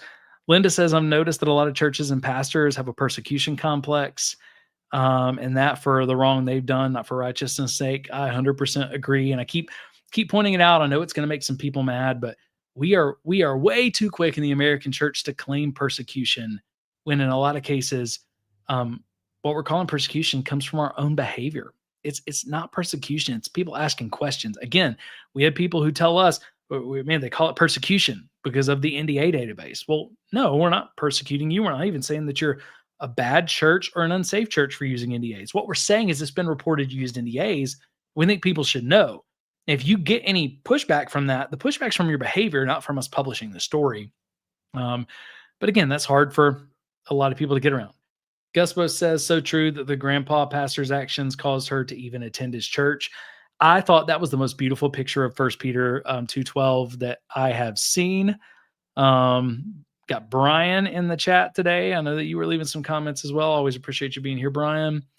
Linda says, maybe churches that have benevolence funds that need the person to be approved could have a separate emergency fund for people that need immediate help, especially for such a small thing. Linda, I think that's a fantastic idea. Hey, have a normal benevolence fund or normal benevolence system, but having a small emergency fund with separate procedures for, again, those small absolute emergency things. I think that's a really good idea that is really practical that most churches could put into place. So thank you for sharing that. And I think that's really what Nikali was getting after was, hey, I may not agree with all of these churches, but we can come up with solutions to this so that there's no baby going hungry, no kids going hungry. Rhino Joe Outdoors says discounting actions because the person that did something was a sinner is ridiculous because we're all sinners. I agree. And when we were reading that letter, the problem was it was a lot of this person lied, they weren't telling the truth, they were dishonest. And then you see the very people attacking them for that at times being dishonest, not telling the full truth. But hey, we know these people, they're good. This person's bad. So, but we obviously can't learn from anything that this unbeliever is trying to teach us when I would say non-Christians can teach the church more than our parishioners because we get blind spots. We've been in the church for so long, we get blind spots. Someone who does not know Jesus coming to attend our church, they can teach us so much about how people are experiencing our church in that environment. Brian says only lies can be slander. The truth can never be slanderous. I agree. And in that letter, Brian, what they called slander, I didn't see anything from that video they were referencing that was slander. So unless they were referencing what other people were doing online, then that seemed dishonest. Rhino Joe Outdoors, I'm with you. Jesus would be flipping a whole lot of tables. I think he would. And at times, this is what's really hard. He'd be flipping tables that we wouldn't want to flip, even that I wouldn't want to flip. And he would not be flipping tables I would want him to flip. So, I'm trying to continue as I get older to just continue to ask the questions like, Lord, help me to know which tables you would sit at and which tables you would flip, and not be doing my own thing. Let me see. Brian, he's bearing false witness. No bueno. I think that was talking about the letter as well. Rhino Joe Outdoors called it a straw man, logical fallacy where someone misrepresents their opponent's arguments to make it easier to attack. The last two videos that we're reacting to, the last two sets of excuses, when we come back and finish segment 3 tomorrow at the end, it is going to be a guy who is he's doing something similar. Instead of just doing straw man, though, it's a lot of ad hominem and poisoning the well. It's let me just go ahead. It's my arguments aren't very strong, but my arguments become a lot better if I can discredit this person right off the bat. So a lot of ad hominem, let me attack them. That's a lot of what you saw in the Darvo stuff, but it's also poisoning the well. Let me go ahead and tell you all the reasons why you shouldn't trust this person and imply those reasons. Sometimes say those explicitly before I give you my argument. And the reason why when you see those arguments is because the arguments, while they sound logical, and it's a guy who's good at arguing who says it, without the ad hominem attacks, without poisoning the well, his arguments very easily get dismantled because it doesn't matter how good you are at arguing them if the points don't logically hold sense. So, Tracy says we're supposed to be for people getting saved, not against people. And I think, Tracy, that's one of the things that frustrated me most about all of this is it seemed like too many people, especially the pastors that we saw, were more concerned with protecting the reputation of the church than sharing the gospel with an unbeliever. And we went so quickly to attacking someone who we know doesn't believe in Jesus. They've admitted that. And we attacked them before we shared the gospel with them. And I think we just missed such an opportunity. Breaks my heart. I think it breaks God's heart. Geesh. Brian says these guys are on the wrong side of Romans 10, 1-3. No bueno. They're going about to establish their own righteousness. There was a lot of that, Brian. A lot of that. I keep forgetting the camera's dead, so I'm looking at a camera that's not there. There was a lot of that. We got to make ourselves look good. We got to protect our reputation. We got to protect our own righteousness. We worry about how good we look instead of worrying about how we're making the kingdom look, how we're representing Jesus, what these people are learning about Jesus through this. We're not worried about showing and illustrating the fruit of the Spirit. We're worried about, our Google reviews. And I just think it's so backwards when we worry about that. Slade says, Americanized Christianity on display. This experiment is typical but pitiful. Makes Jesus look bad. And that's the thing. It doesn't make biblical and historical Jesus look bad, but it makes Jesus look bad to people who are looking to the church to represent Jesus. If we're his body, the body of Christ, and we're doing these things that are actually very un-Christ-like, I'm 100% with you. Guspo says, love that guy talking about Appalachian Grandpa. He made a difference. She came to his church. And I love this. It's just whole church. Like he says, I love you. And I can't get that out of my head. This old man loves you. We're as different as we could possibly be, but this old man loves you. And then to hear people yelling out and clapping, we love you, right? Like they did such a good job of welcoming someone in without changing their stance on truth, without changing their stance on sin. They didn't do any of that, right? But they showed her love. Linda says this whole thing where churches threaten the people that are going to be punished for coming against God's anointed don't seem to realize how much God deals with people before actually resorting to that. 100%. Like that guy, the pastor that said that, essentially when you mess with the church, you're taking your life into your own hands. It reminded me of David Taylor. David Taylor was saying those things and basically threatening people. Like if you come against God's anointed, God's going to smite you. Well, David Taylor's in prison right now, right? It's indicative of something much deeper going on when pastors think that is okay. 100%. Brian says the church is flesh and bone. The church is not wood and stone, but sometimes we are looking like a lot of wood and stone with the way that we're reacting in these situations. It's sad. Slade says, I was a prison chaplain for 20 years. Each year I asked churches to donate for our Christmas stockings and toys program, or gave the children of prisoners candy and toys each Christmas. Few gave. That is sad. I mean, I've been a part of those programs, and it's been really cool to do. But also, it's just a reminder, like, there are some people who are like, well, why are we providing Christmas for these prisoners? Again, though, you got to look, those kids, man, those kids are going without. Those kids are having a different experience, and they didn't commit a crime. They're just kids. Again, if we're going to be pro-life in the womb, we got to be pro-life in ways like making sure that the kids and prisoners and inmates are being cared for, right? There's so much that we can learn from there. Lucy jumping in the chat says that's legalistic and puritanical. If you don't work, you don't eat type of thinking. Greed, selfishness, hoarding money. Church makes you feel so small before they give you some measly food or aid. I agree with that. And here's the thing, Lucy, like the Bible does say, Paul does say, if you don't work, you're not going to eat. But some Christians like build a whole theology on that while ignoring the parable of the Good Samaritan, while ignoring Jesus meeting people's needs, ignoring the miracle of the feeding of 5,000. Like, we got to take both. We don't want to just constantly help someone who's refusing to work just because they're lazy. But we got to help people with needs. And I think it is easy for people to look at one part of the Bible while neglecting the other. And a great example of that was in that letter where that one pastor, Pastor Darren, kept saying, we believe what Peter said in 1 Peter. We believe 1 Peter 4, while actively working against and living against 1 Peter 2:12. It's great that you believe what Peter said, but you got to believe all of what Peter said in that letter, not just pick and choose. And that's too often what we do with scripture, right?